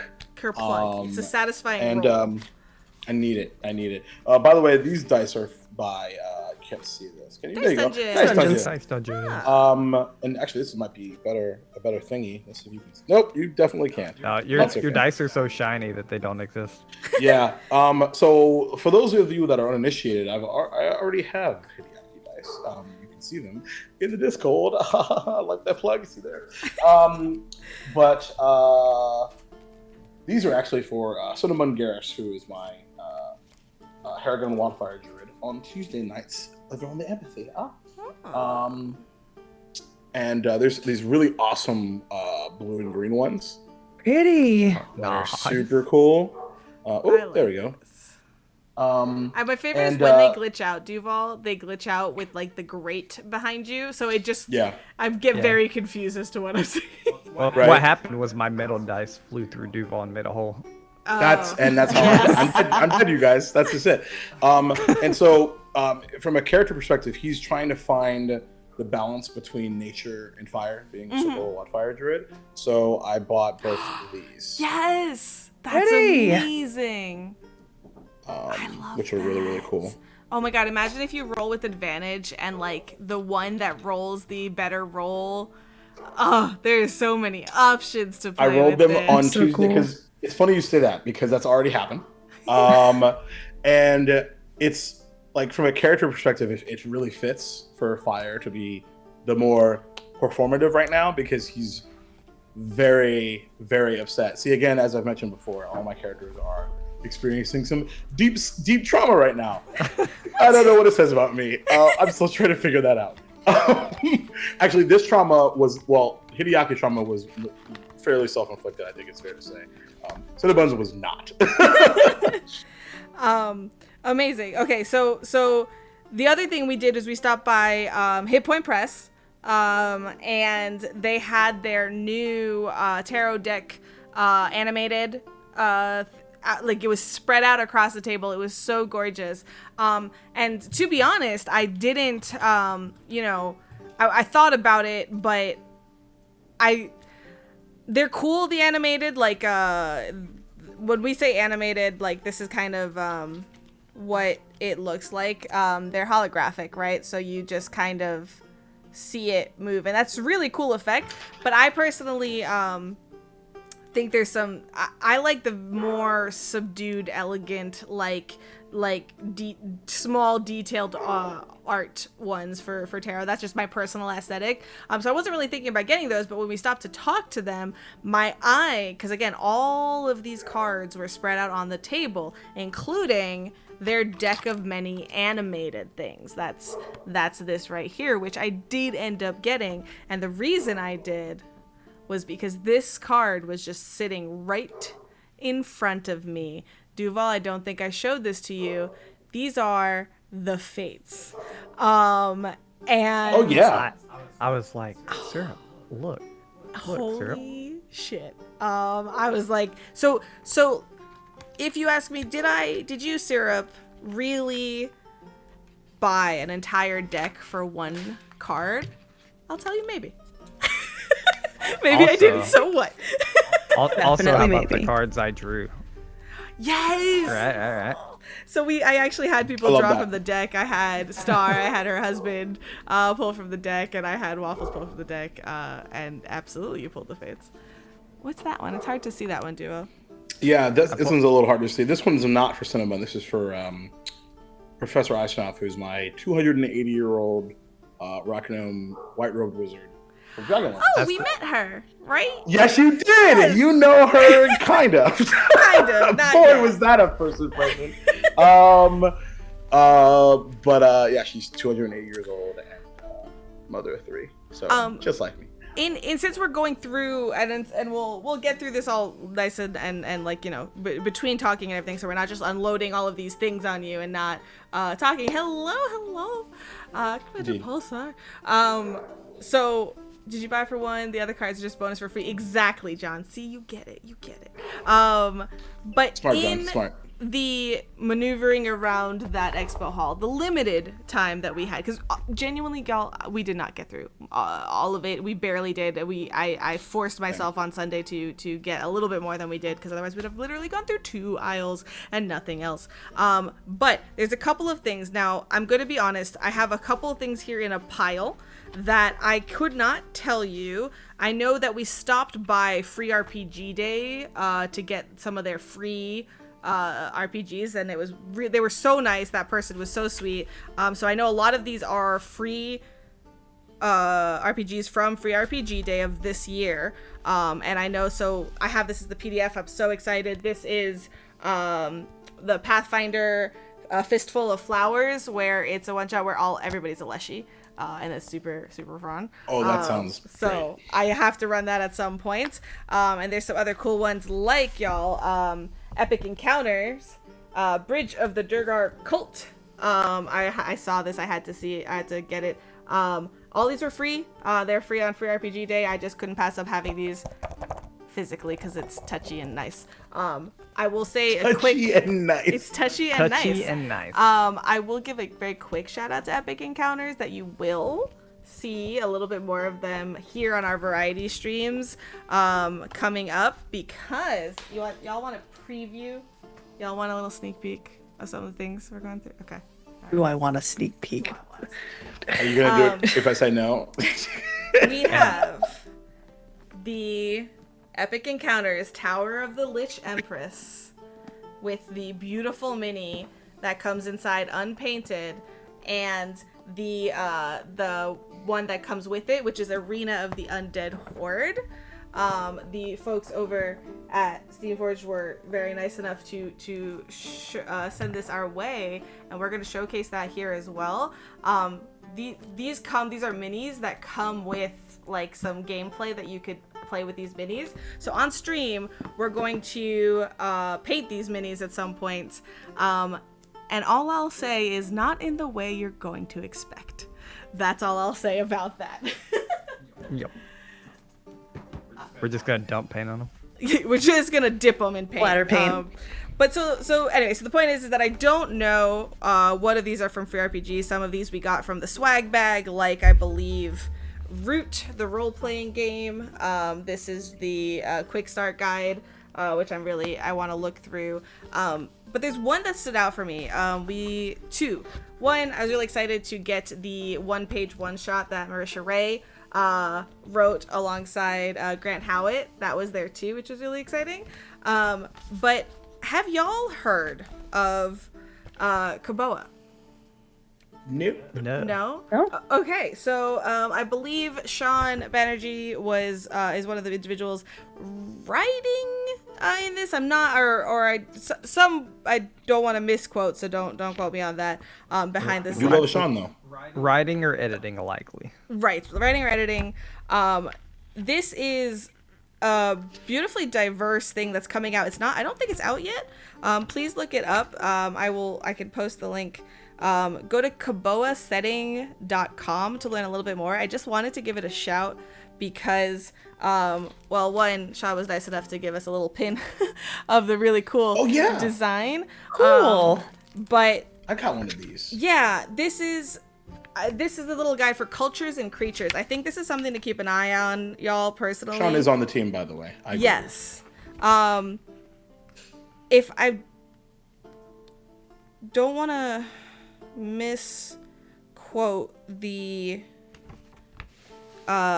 inspiration for which, what cultures are represented in this, but I know it's a work from a lot of diverse individuals with some really amazing stories to tell. So please do check it out. So you just have to go check it out and give it to the Kickstarter when it starts. Exactly.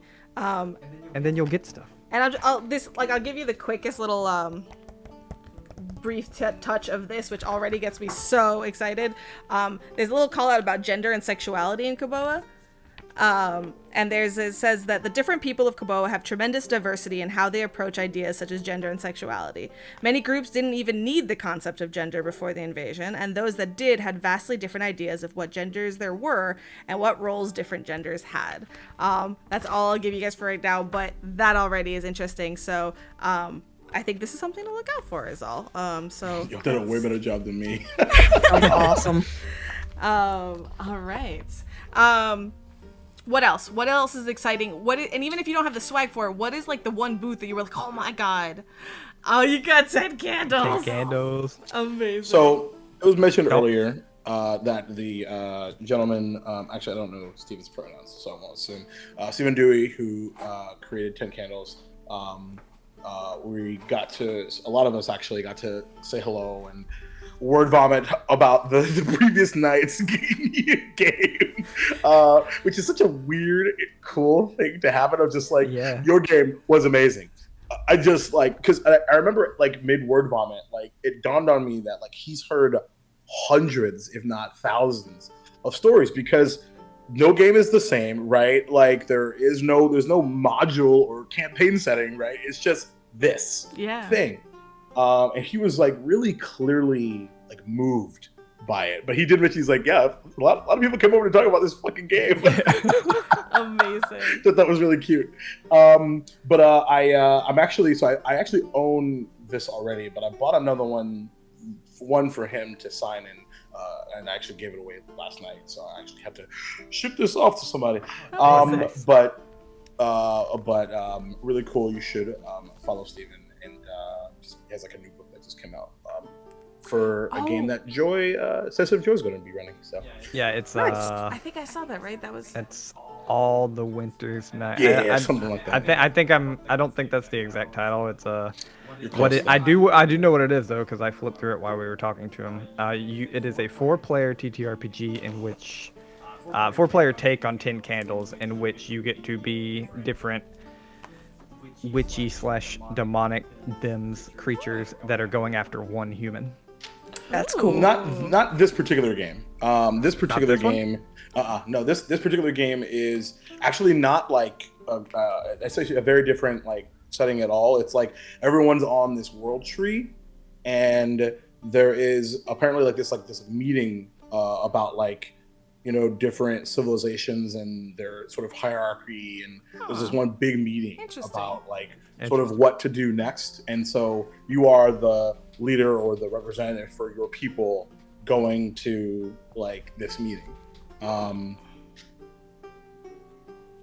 Okay, interesting.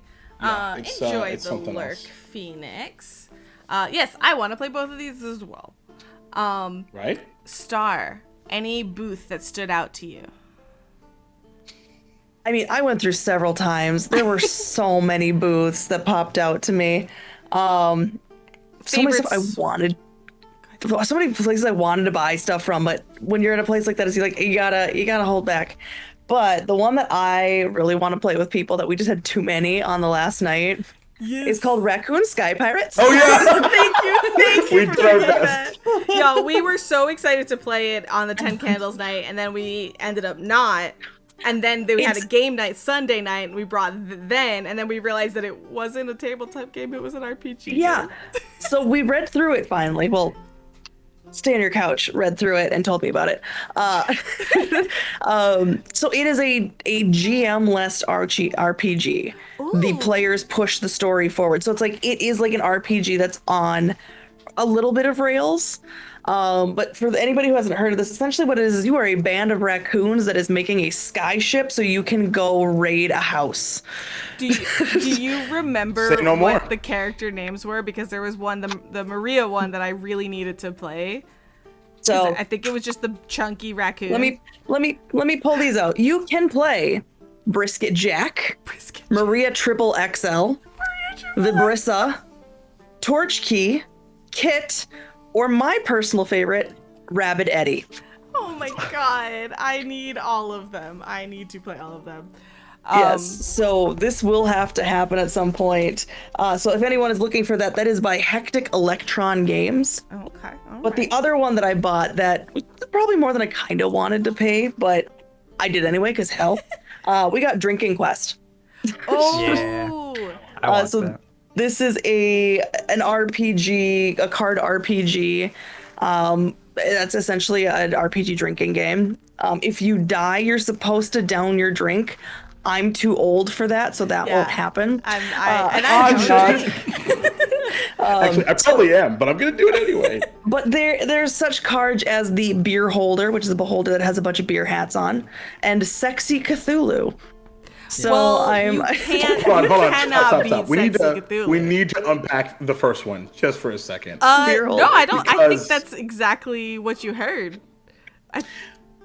But Beardusa. I need to express how upset I am that I have not created a one-shot with this character.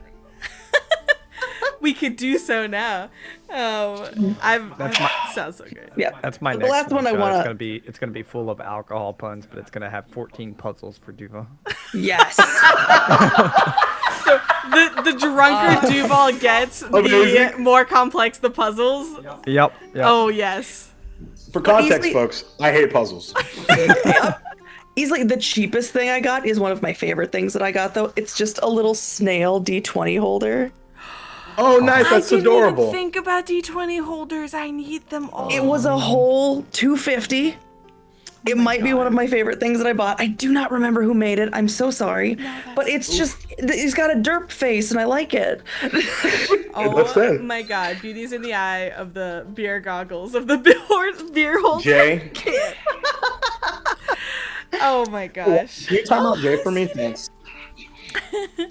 But yeah, that's my swag, so. Amazing. No, that tells me already how many freaking booths I did not get to. The one that I am glad we stopped by is actually Gehenna Gaming. They were so much fun. I love, first of all, they had a really cool space. They did. Camp Gehenna? Camp Gehenna, yeah, they themed it as Camp Gehenna, and like the checkout was this little camp space, like tent thing, and it was just really cute. And so, first of all, shout out to the set design. Is that what I would call that? Yeah. Booth design. Unit also. But it was so much fun chatting with a couple of people actually, because Ian was on your panel, right, Waffles? Yeah. The disabilities at the gaming table panel. Yeah, That was such a good panel. Such a good panel, and I'm so grateful. Remind me to swing back to panels real quick as well, in a second. But so we got a chance to talk to Ian, we got a chance to talk to Nobleman Nick. We were talking to Nobleman Nick when a certain promise happened. I have always wanted to play Vampire the Masquerade. Okay, VTM is on my bucket list. And you see with this book that I'm holding right here, Called out, huh? this beautiful thing right here. Well, you see, the thing is that I was gonna buy it. I was looking at it. I was like, oh man, this is beautiful. It's gorgeously designed. I know it's not necessarily hey, if you had come to our UX panel, my UX panel on Sunday, you would have was so learned good. all Yeah. about That was also how really things good. can be beautifully designed. In terms of core like rule books and things like that, but not always necessarily the easiest to digest. Nonetheless, this was beautiful and I really wanted it. But Nobleman Nick said that if I bought it, they would run a game for us. Yeah, that was the final nail in the coffin to get us to buy the book. What a Yep. good negotiation Easy tactic. enough. I know. Easiest negotiation. Really smart. Fastest I have bought a book ever. So I'm so excited, not only for having this book, but for all of the ties that come with it, all the bindings. I will say, quick shout out to Nick because he is officially my con drinking partner. Ooh. Like we are like in lockstep with each other because of last year at PAX, down with some soju, and then we had a sequel this year, and now we are locked in. Yeah. To Tabletop Obscura's point, Alchemy did have a gorgeous booth as well, and they actually moved locations in the midst of the con, which was funny. Between Friday and Saturday, they had Sounds switched great. locations. They wanted to. They asked for it. There was a much nicer spot. Man, it was so good. They were just like, it was one of those, because on Sunday a lot of the booths left, and it was one of those like places where one of the aisles emptied up into a big It was square. so they And actually then- never Oh, showed wow. up on Friday, and then they like the booth that was supposed to be, they never showed up, and then they just switched in from Friday wow. to Saturday. Yeah. Then Nice. it was just like all you saw was alchemy when you walked down that aisle. Nice. No, Brandon, I did not get told when that was happening. Although I saw a little sneak peek. Am I allowed to say it? Question. Oh, mark. it was in the booth, so maybe. Right? I don't know. I don't know. I will say it, and if I'm not supposed to, Chris or Asher, just, come send the ninjas after Welcome. me. It's okay. Yeah, they did show it publicly, right? I couldn't remember. Just don't say anything about the other stuff that Yeah. they said. So we saw they worked apparently really, really hard to put a lot of the Kingmaker, Pathfinder 2e Kingmaker scenes in there, so that coming soon, and if I recall what they said, at some point in December, some more Pathfinder things onto Alchemy RPG, which is super exciting. So we're gonna talk to them about that. But yes, I think there was some gorgeous booths. Like, I think I do agree with what Dimple said earlier, that there was not as many, or I'm not quite sure. I have a hard time to have a pulse right now on the expo hall because of how wild our weekend was paced. So I was way distracted by the Pikachu. Yes, there was a giant Pikachu. And a huge Pokemon section as well. Weird. I will say also, just because we're here talking on stream, I'll give a shout to Paizo. I personally think Paizo's presence was greatly missed at PAX. I think for having a space so dedicated to tabletop, yes, it's so much smaller than Gen Con in comparison, but I think it's more impactful because everybody there is there for that same thing, and I really do think it was missed. So Aaron, if you're listening, I doubt you are, but I do think that it was missed, and I recall specifically the Fist of Flowers, the one shot from Free RPG, when I saw just the Pathfinder logo and walking through the things, I was like, oh, that's the first time I've seen that all weekend. That was one of the few places I saw it, so I think that it's a missed opportunity, but Also a missed opportunity to pay us. yeah, that is listen, we're upfront about it at this point. I think we do some good work with our show Outcast and Outclassed. It's our Strike the Thousands AP run through. It's beautiful, and I think I think it's one of the best. So If not the We'll also say, though, if you say that is a low population expo hall, that floors me, because there was so much in there. yeah, Gen Con is and funny enough, lot. it is. Gen Con it is is. It's weird, very right? overwhelming very easily. I've been to PAX, Gen Con, and New York Comic Con, and Gen Con and New York Comic Con are 3 times PAX. Yeah. Yep. And Pretty not awesome. 3 times the space either, but 3 times the people. Yeah. Baby steps in then. Baby steps. Okay. Yeah, absolutely. And PAX is a good one to start if you ever want to first con. Certainly. I agree with what Dimple said, that you won't see Philly if you intend to see Philly when you go to PAX, that's not happening. But 100%. I will say that the fact that PAX is in Philly is really, really, really nice. And I used to live in too. Philly, but I didn't so I think I took it for granted when the first time we went to PAX, the first convention we went to as WafflesMapleSyrup. We were like, oh yeah, okay, it's in the city, we're walking everywhere, we're doing all these things, and that's great. But then when we went to Gen Con, which is in Indianapolis, sorry to anybody that lives in Indianapolis, but I'm not a fan of that city. No, straight up, no apology. I don't think it's not great, guys. It's not great, guys. not. Midwesterners know that unless you're in Chicago, we're kind of boring. We know this. Yeah, but it also, everything's so far Indie away. people know. There's no action. Everything's closed super early. It was not great. Speaking of that, if you are going to go to Philly after PAX Unplugged and you want to do stuff, everything is only open between Wednesday and Sunday. For some reason, Monday and Tuesday is when everything is closed. Those are the good off days. Closed, yeah. That's the weekend.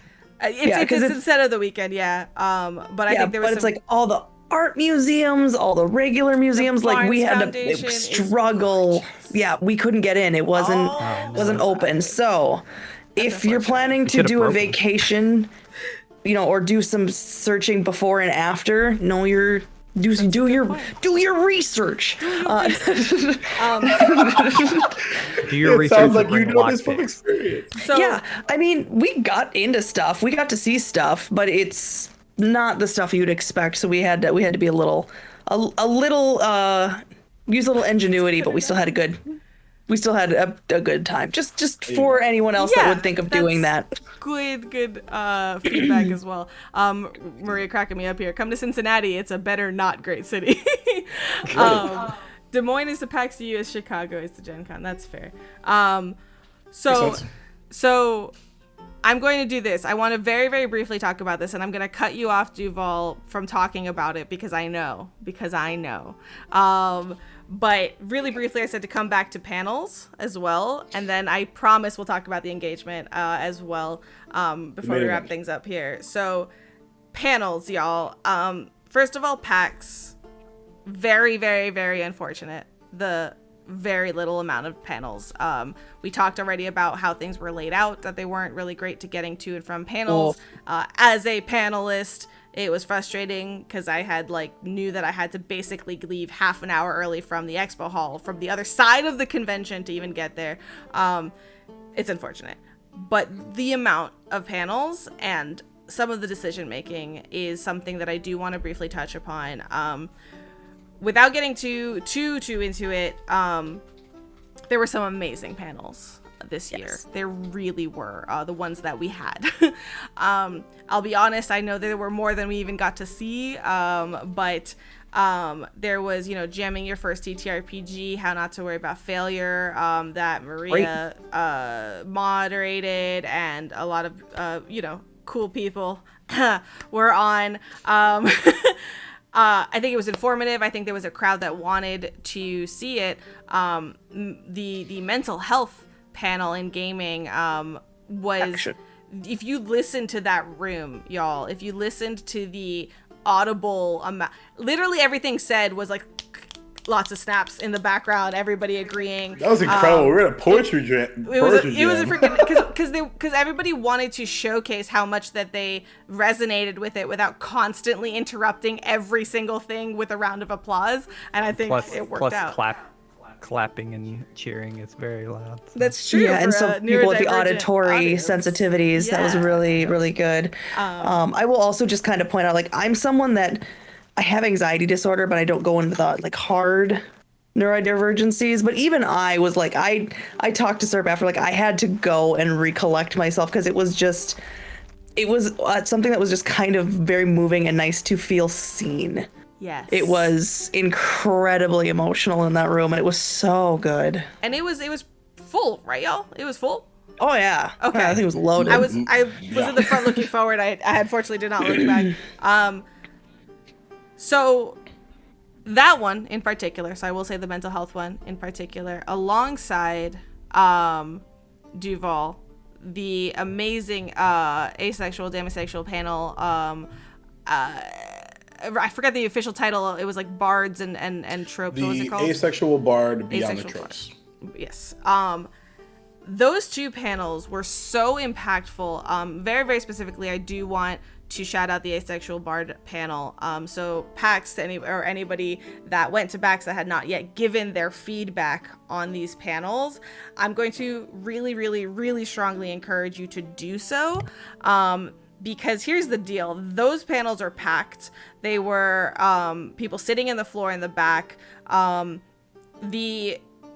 There is such a need, as not an asexual individual. I do actually identify as demisexual, but there was such a need in that room to be seen, to have a sense of community. It was palpable. It was after the fact when the questions were, afterwards. Duval, do you want to talk a little bit about that person that came up to you?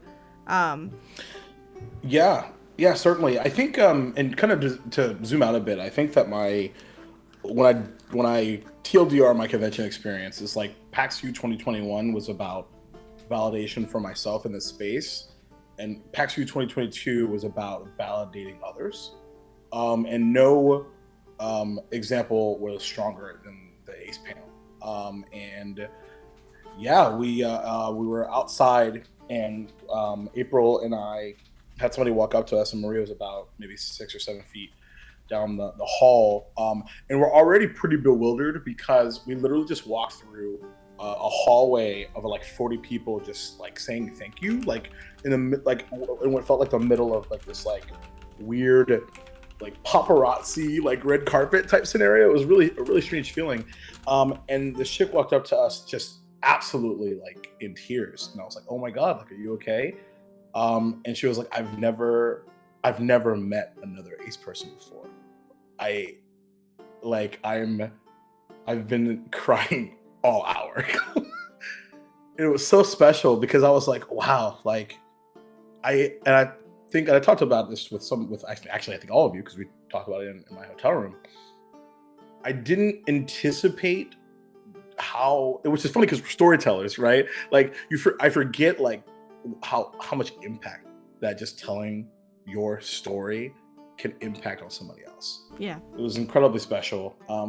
I'm already talking about, like, I've been saying Ace World Tour for fucking ever, like since I got back. It was beautiful to see Robo get shouted out in that room as well. Should've been there. Naturally, y'all, like, not like this was just an absolute, like, somebody asked, like, where can I see more representation? And ttrpgist Robo Goblin was not only recommended, but emphatically, enthusiastically celebrated and agreed upon by the crowd. It was beautiful to see. And I think that question hit the most home to me, because it was up until now, like there was some other questions, and up until that point, like even the questions amongst the panelists, everybody had answers. Everybody was like, this, and then there was a moment of like, what are some good media examples? And people were like, so first of all, that made a difference for me, as somebody who's watching it, and immediately, you know, a conversation that I ended up wanting to have with Duval, and something I will continue to do. So not only am I going to encourage every single person to include more of that representation in their home games, in their table games, their streamed content, but in the lens of this talk show that we're doing right now, this PAX unwinding to PAX, that is a panel that should be in the big theater, okay? That should be in the biggest theater you have, and it should be on Saturday, where it's going to be seen by the most amount of people. It was so beautiful, and I just, if you haven't given that feedback, I don't know if it's still possible. Please find a way to let PAX know that that's what you want to see, and I think that there's such a strong need for that. It was standing room only. People were sitting on the floor in the back. It was brilliant. So just want to talk about the panels. There was too few panels this year, PAX. There was too few panels. For the panels that there were some really impactful ones. I just highly encourage to think about the organization of those panels and where they go. And I think I told you this, Syrup, when we were talking, but this was my first time at PAX. If I hadn't had people tell me that this was not normal, and I didn't have people I was coming to see, I wouldn't come back. Certainly. Yes. That's something you really need to say. Yes, thank you. Yeah, because it was like, there was like the few that I went to were really, really good, but they didn't market them well. So it was one of those, like, I didn't have compulsion to go until someone told me about them, and I was like, oh no, those do sound really cool. I do need to go to those. But there was also so few that even, like, I looked at my schedule and I think I had 5 bookmarked to go to for the whole weekend. Yeah. And isn't that also really quickly how, like, what's enumerating about the fact that that panel was still standing room fucking only? Yeah. That, like, I'll never forget. I was like, oh my god, there are people sitting on the floor. Like, I just can't fucking understand, like, what's going on. No, and I think this is kind of a heartbreaking side of this, though, is I remember you and Maria going, well, was it that important, or was that just the only thing that was there? And that shouldn't be a question you ask.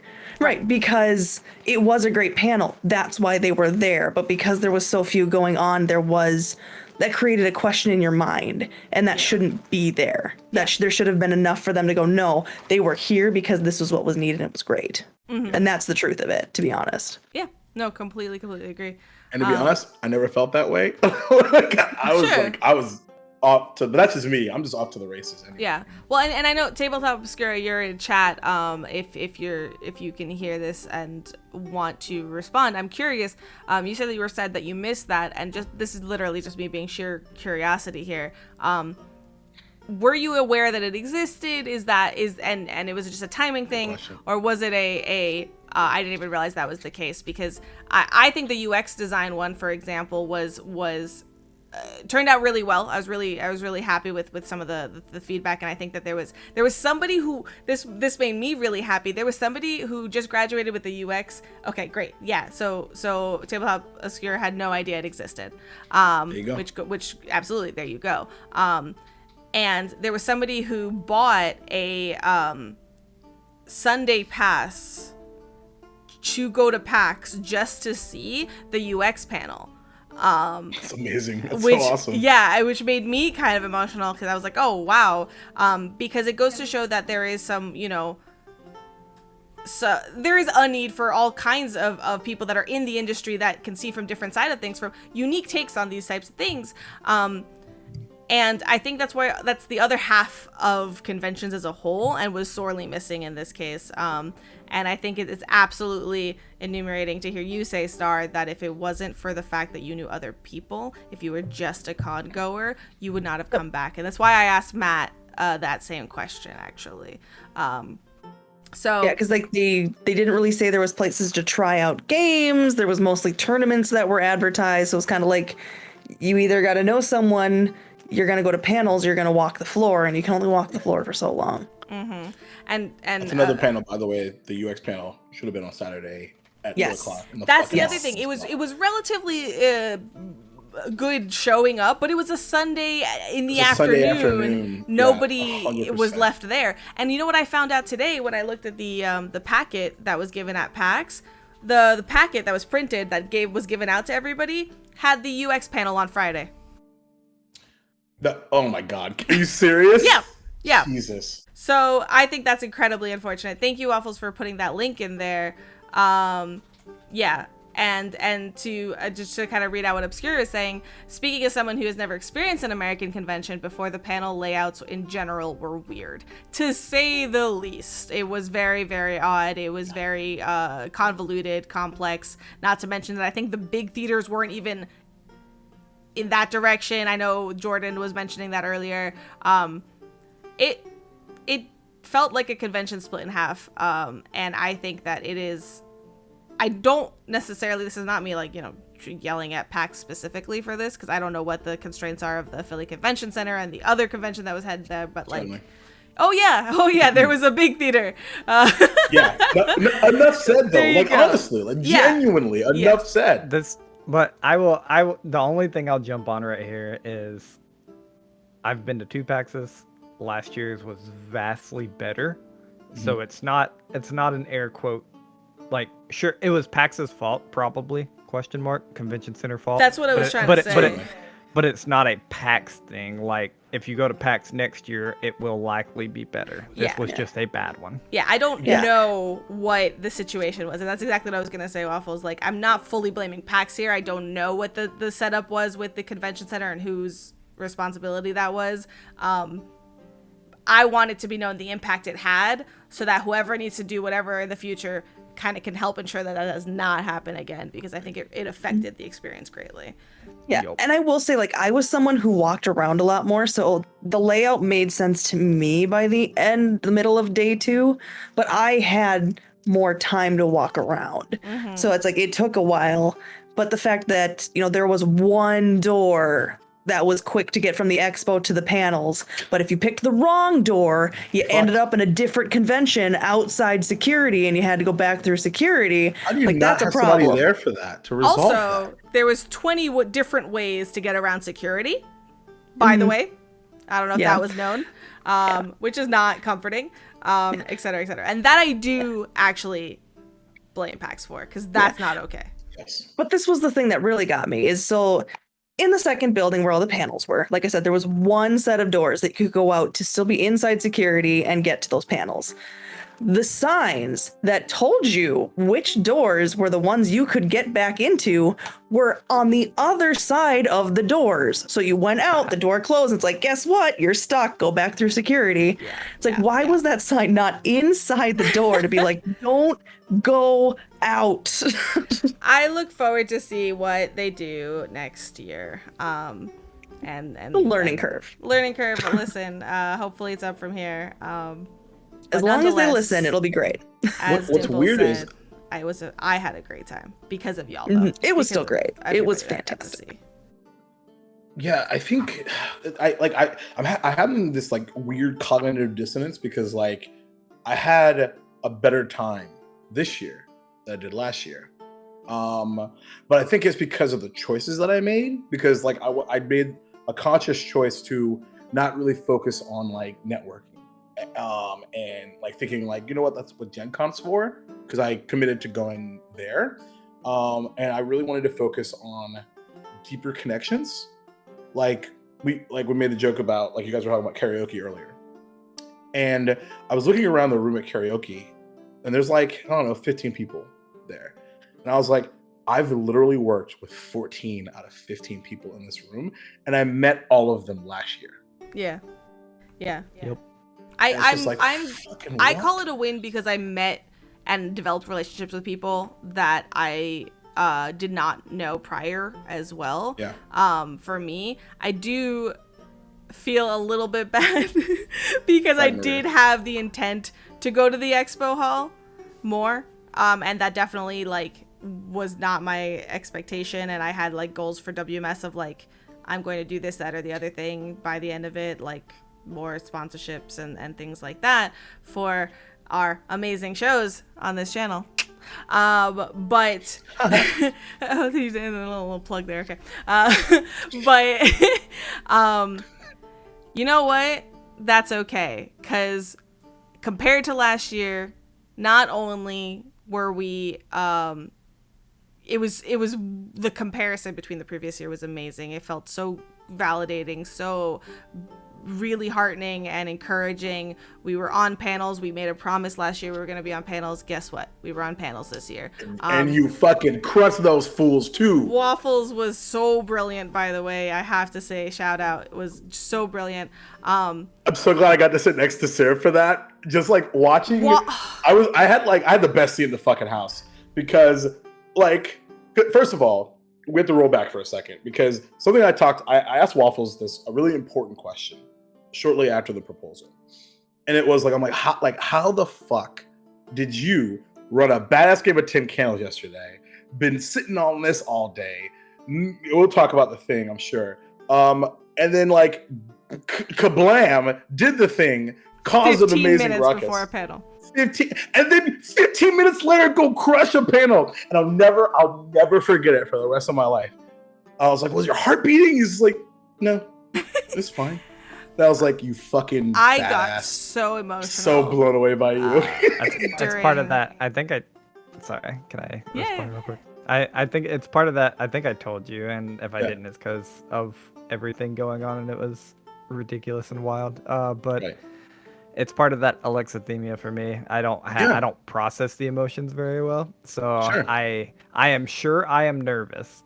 Right. Though, unless my heart is physically beating fast, I don't know I'm nervous. But I Right. feel like I definitely get the after effects of having been nervous for like an hour. Yeah, your body is Certainly. tense and you may not recognize it, but then afterwards when you're relaxed, you're like, holy shit, that took a Yeah. lot out of me. Certainly. Yeah. Which can help during this stuff, but you know. Yeah.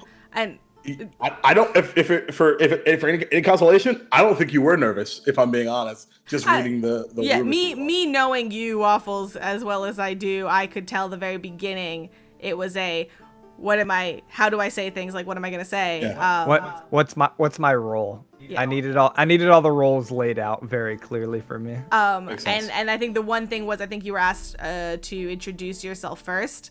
Or I don't remember which panel that was, but I knew that was like, oh, poor bud, because like I knew that was like the one thing that you were like, it's so much easier to template introductions after other people, and That's why on my panel I sat in the middle, so no matter what end somebody would speak before me. Yeah, but I don't want to be. I love being first. Thank you again, Maria. Well, it's like it's a just in case thing. But anyways, but that was literally it. Is my point. Like that was it. And then at that point, you got the ball rolling. You were in it, yeah. What I was saying before was, despite some missed opportunities potentially, I'm not going to call them missed opportunities, missed intentions, I will say, because you never know what comes of what. I do think it was great not only to meet people and to be on panels like we said we would, but to get engaged. Yeah, you fucking did. Let's go. This one better than yeah. This PAX better have been better than last year. Of course. Because last year you didn't get engaged, I hope. Nope. True No. that. Oh, that's fair. So absolutely the PAX to rule them all, despite it all. It was Despite great. it all. Despite it all. Despite it all. You win. Listen. No, that was somebody pointed that out.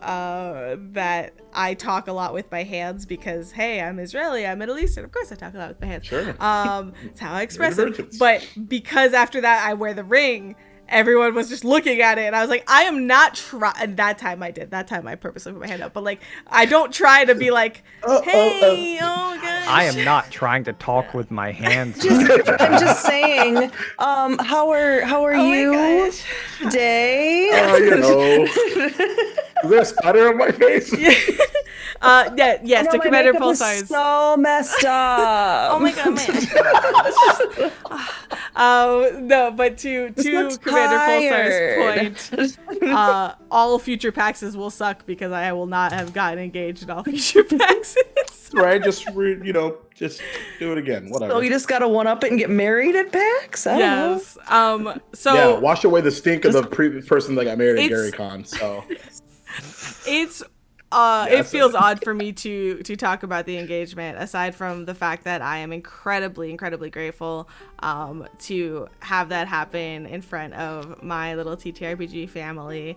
I'm so happy that I was Duval, not ready for it. and Star and Happy Cap. Yeah, if anything, I didn't have many plans, and I'll let Duval and Star talking like right after this. But if anything, I knew one thing is that she wanted it in front of this little TTRPG family. Yeah, it's for sure. I wanted to be with people that I care about so much. And that's y'all. So I'm really happy. And you know what, Duval?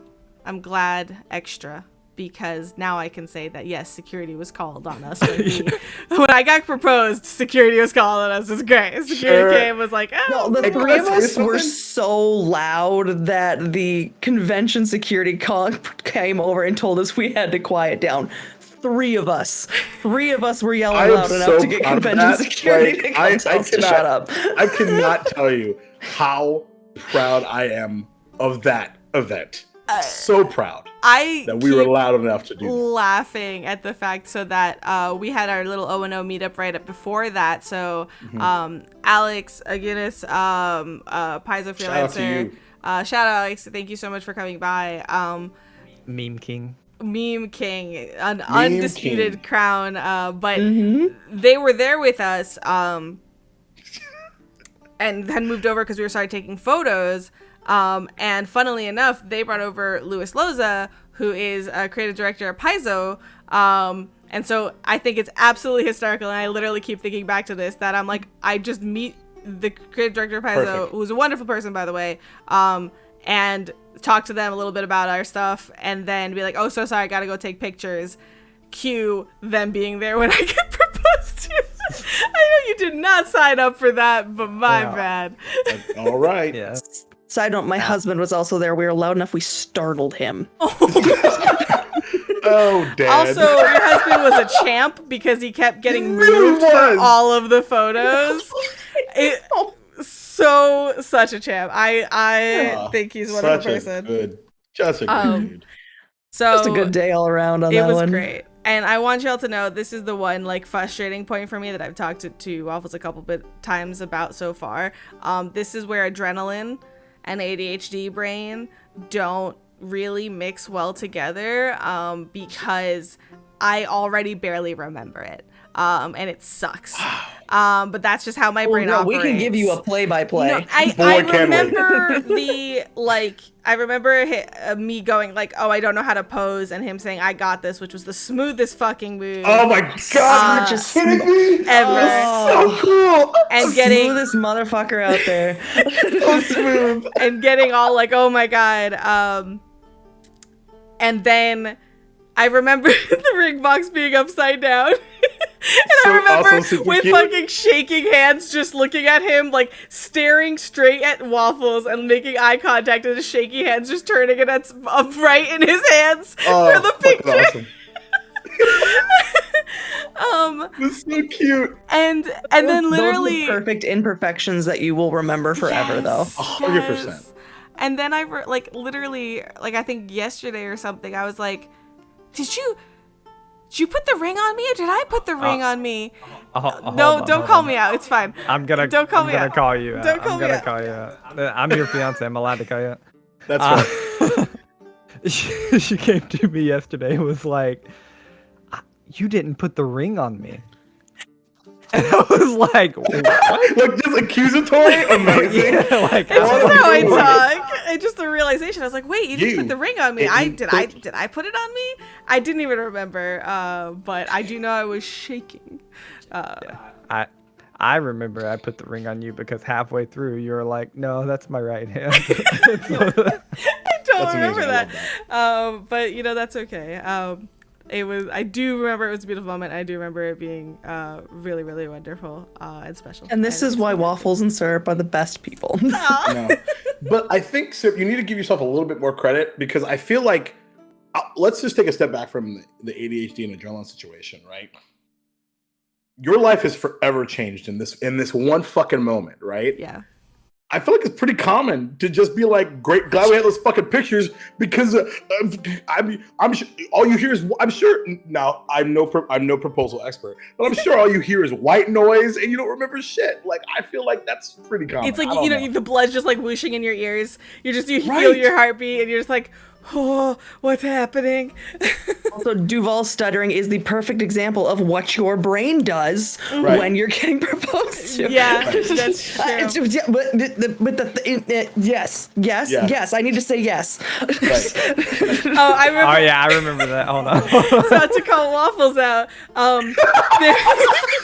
This is net new information for us, because we didn't hear so shit. good. We were screaming. So y'all were screaming, and there was this moment I fixed the ring box upright. Autism at its finest. And I was staring at him, and there was like definitely this moment of like, okay, I'm sure there was like some piece in the back of my brain saying pictures are being taken. And so I was looking at him, but then there was this moment of just like, wait, what's happening? And I was waiting for him to say the words, to ask me. Right. And for Waffles was like, no, the ring box is the question. And he was waiting for me to say yes. Yeah. I was like, I'm on my knee with a ring pointed at you. Why do I have to ask a question out loud right now? It's a fair rebuttal. I was like I was about to like jump the gun and say yes, and then I was like, wait, no, he never actually asked it. Hold on, wait, he's not asking. And there was this moment, so I remember like whispering. I was like, ask. Like, I just was like, ask. Amazing. Amazing. You two are so funny. the greatest. I love this. Oh, This is the So greatest. yes, that's the insider scoop of that. No regrets. that's so though. funny. Well, you then- have the You know who I peanut gallery feel- in the back just screaming. Yes. You know what I feel the most empathy for is Babs, because Babs could not, because Maria had an inkling, right? And like we've private conversations about like this happening eventually, right? And then like, can you imagine? You're sitting in the camera and you're just like, oh fuck, like what do you do? I don't know like if they had any good pictures. I don't know what they were in the middle of. I know they had no heads up. I just can't believe she didn't know. Like, I think that's unreal to me. Yeah, no, Waffles did not prep the poor photographer and wonderful Babs. I thought if I pulled her aside and talked to her alone, which I do not do as a person, that would have just ruined everything. Certainly. So I was like, gotta act in character. Good luck. I will also say this. The moment is more important than the pictures. Yes. Because you'll rarely look at the pictures. You will forever remember the moment. Yeah. And honestly, if there is a like blurry photo or something like that in that moment, I would love it all the more because of how like just that encapsulating. Yeah, like holy shit, the panic, the oh my god of that moment and being encapsulated in a photo is also beautiful. Let's go. Yeah. I trust in Babs. And there was, look, if I asked it any other time that we weren't getting professional pictures taken, we would have had less pictures taken. Sure. It's true. It's a logical. Very. At least she had a camera in her hands ready to snap. Ready to do the thing. Assume the position. I truly believe that I had the best seat in the house. Like I've told y'all the story a million times. So feel free to cut me off, but I'm literally sitting there. So like Star Maria and I are upstairs and we're just looking down on these like really cute photos as they're happening. And I see the transition. And at this point where I'm looking down at, Waffles' back is to me and I'm looking at Syrup's face. And I still to date have no idea how this happened to my brain. I don't know if it was Spidey sense or whatever, but I was just like, man, if I was Waffles, this would be a really good. Oh my god! How is that possible? Oh right, Maria was the sun. Maria was holding the right. Maria was the sun. Oh my god, I forgot. Maria was the lighting for that beautiful shot, and just started yelling. Oh god, yes. I remember jumping like up and down. Oh, yeah. Like it was like I won the Super Bowl. Like me personally. Fucking got called. Security got called. So like I remember I just was like, let's fucking go. The funniest part is I'm pretty sure security got called because of the final yell, and the yell was at Luis Loza and Alex. Yes. I remember a really loud. Great. Yeah. I remember a really loud Duval going like, "He did it!" I don't remember any of the yelling. I just remember that. Oh, we were so loud. Specifically, so I'm like, there's like a moment of like silence for a second, and I hear Alex whisper to him, "I think that he's a you fucking did it." I hit the stairs a lot. Oh my god. Yes. Freaking brilliant. Yes, Alex. I said calmly. I had a split second of not knowing what you were doing. Because it was that where you just did like new position. I was like, oh, he's going down into the like we were gonna do the praise syrup position of a picture. And then all of a sudden Maria starts yelling and went, oh my god, wait a minute.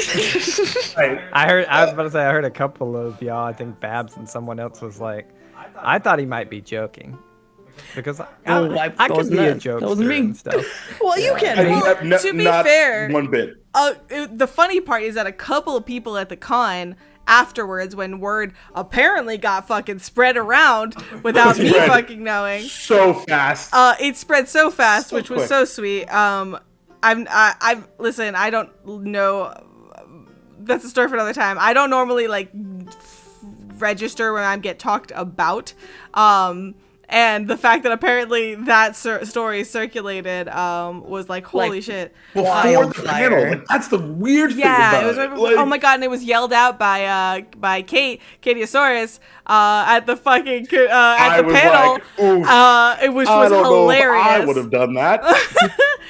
It was fine. It is totally fine. It was very sweet. It was hilarious. But later on, the following day. Go ahead.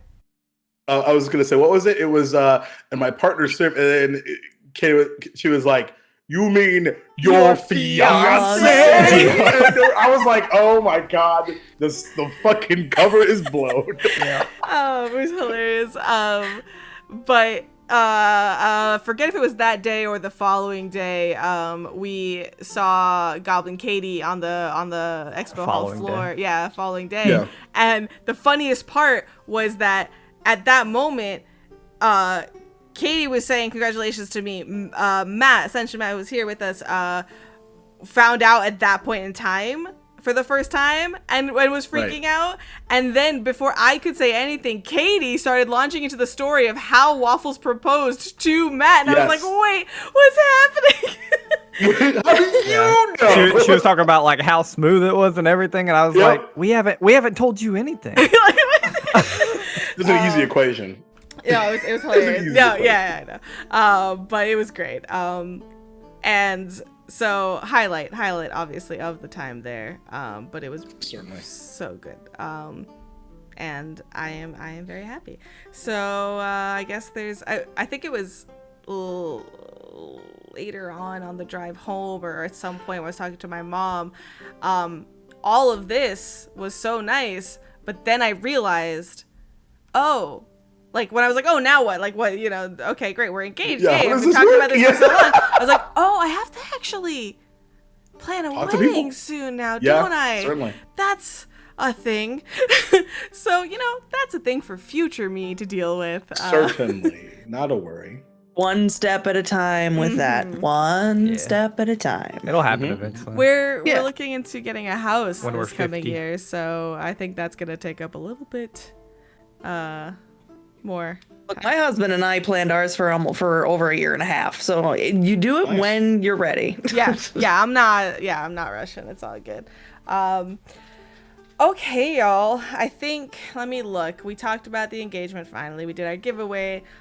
We showed off some cool swag, and we talked a lot about what PAX did well this year and what they could do better for the next year. I really appreciated being able to have perspectives both for people that have gone for the first time and for those that have come and can compare to previous times. So I will ask you this last question before... I'll ask you this last question before we head out of here. I will tell Waffles ahead of time as well. I know who I want to raid. I don't know what the Gamer Awards status is right now. I don't know if it's wrapping up or what. Maybe Brandon can tell us. But I reached out to Chris, the painting pirate, to potentially be on the show tonight as well. But they are co-hosting on Cyphertier's channel for the Gamer Awards. So I did promise to shoot the raid over. Yes, we love Chris. He's so sweet. I will go catch that in a second. Anyway, so we will shoot the raid over there and support Chris and all the wonderful people over there in just a little second. So briefly, I want to ask, because inspired by ttrpg's tweet, what is something that you are manifesting for next year's PAX or convention circuit as a whole? I got two things. What's up? I touched on it a little bit. Ace World Tour. I'm already talking about doing an Ace panel somewhere else. We'll see if it happens. As always, it is very early. But I remember thinking, I think I specifically talked to Marie in April, and I was like, we have so much fucking momentum, and we need to strike. Because we are fucking here, loud and proud, and I will make sure that the people know who we are. So that's one.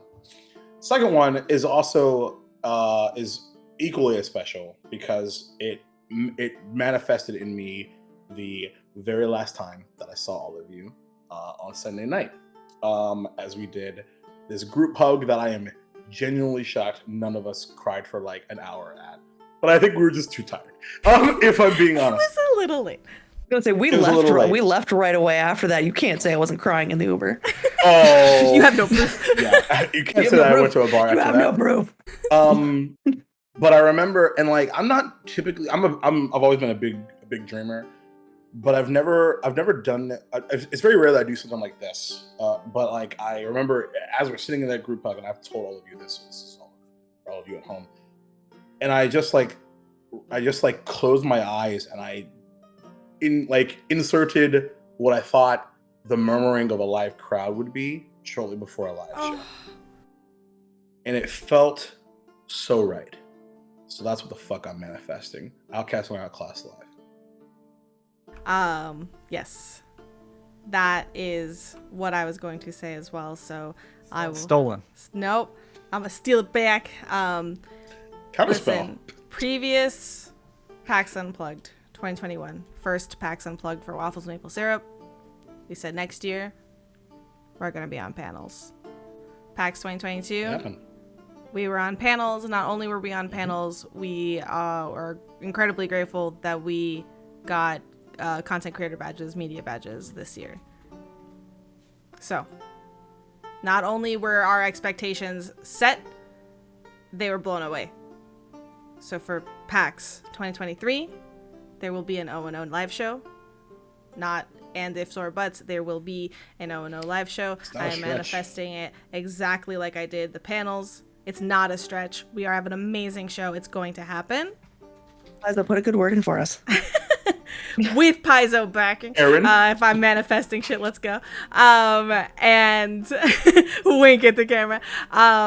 And to add to that, just continued growth. Not only for ourselves, but for people we care about, but also because selfishly, I think that this is what PAX does. This is the effect that PAX has. It fuels me with a absolute burning passion that I remind myself to mitigate all of the time to not get burnt out. But this is literally my battery packs are full and in the reserve for the coming year. I'm so excited for what the coming year is going to bring. So I think we do some pretty special things, and we put some of our actions behind our words when it comes to diversity and representation in ttrpgs, and I want more of that. So let's fucking do it. Fucking go. Yeah. How about you, Waffles? So mine is kind of a double thing. So I want to keep upholding. I want to do one thing, which I'll get to at the end, while we continue to uphold all of our principles, for lack of a better word, so like diversity, mental health forward, quality shows, etc., etc.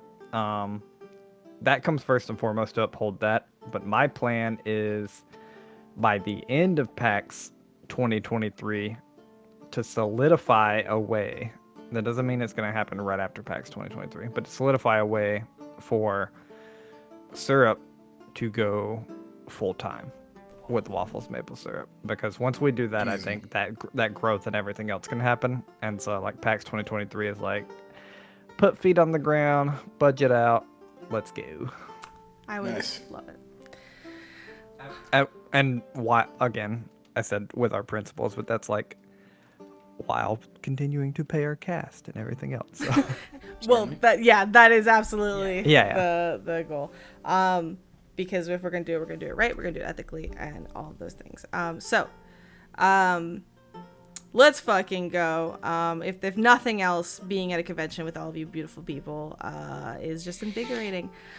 So let's go ahead and cue the raid up, Waffles, if you don't mind. Wait, Star, did you go? Oh. No. Yeah. No? Oh, I'm so sorry. I got you, fam. I got your back, Syrup. My brain was full circle. For some reason, I thought I started with Star. I'm sorry. If you guys needed to shut it down, we needed to shut it down. I'm not gonna. Nah, fam. You go. My brain. Go ahead. I'm sorry. No, you're good. I got you, Maria. No worries. Can I throw something out there? Real quick. Yeah. I'm unable to raid Cypher. Oh, that. Got raid protection on, probably. Yeah, probably. Fair enough. Can I just host them? Probably not. No, hosting's not a thing anymore. But Yep, that's gone. Seriously? yeah, that's a little. What the heck? It's a thing. But it's okay. We'll find somebody else to raid. That's all right. I will fine. send our Okay. love. But go ahead, Star. So I'm baby steps compared to the other three. So we're getting there. Other than the oh no, live game, which I really want to make that happen. My manifestation is next year to be able to have something to give. I watched a lot of people be able to network and talk about doing things on their channels and all that. Unfortunately, that's not something that I can do because of my job. The only thing that I can give is my time. So I'm trying to figure out a good way to, really kind of give myself out for charity games. I can DM for a charity game. I can play in a charity game. I am no pay for those types of things because that's really all I can do. But just try and find some way to actually be able to network and give back so that I can feel like I'm a little bit more part of this creation community. I think you absolutely are, and I completely understand, though, where that feeling can come from. So I just want to say that StarShinobi, the StarShinobi, as we have all yelled as the top of our lungs at PAX Unplugged. Sure did. I died 3 times. It was worth it. They have so much to give in this community. They are so creative. They are so amazing. They are amazing players. They're amazing creators. They're amazing GM. I will play more with you GMing, Star. Please. I love that. But I think you can do it. And I think you can find how you want to go about it, right? Because I know you have your own restrictions and I know you have your own considerations, but genuinely I can get around them. It's just a lot of paperwork. No, for sure. And it's more just in a way that's manageable for you. I think you have not only the talent, you got the backing of the community. Yeah. So I'm pretty sure you just say the word and you will get catapulted to wherever you want to go. However, I did talk to Syrup literally Monday, so the day after PAX ended. And Rolo's gonna make an appearance next pack and be giving out magic items. That's motherfucking nice. I like it. Can I add one more? Yes. So since I've realized that I am the greatest 10 candles player of all time, as the last to survive, not one game of 10, and then survive. Last. There's a delineation. I'm sorry. Did you say she?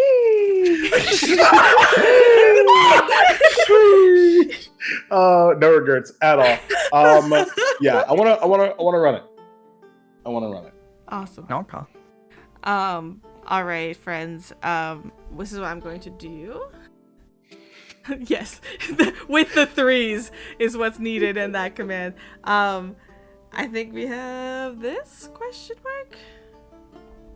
What is this? The see you later screen that we can still hear us. Hey, yeah, they can still hear us, huh? Yeah. You can no longer see me. But I am a Oh voice. no. We're just voices. Oh no. Dulcet I gotta tones. change that to Tuesday, Thursday, and Friday. I know. I was actually Ages. just thinking that. Yeah. Thank you so much for hanging out with us as we talked all of the PAX-U experience.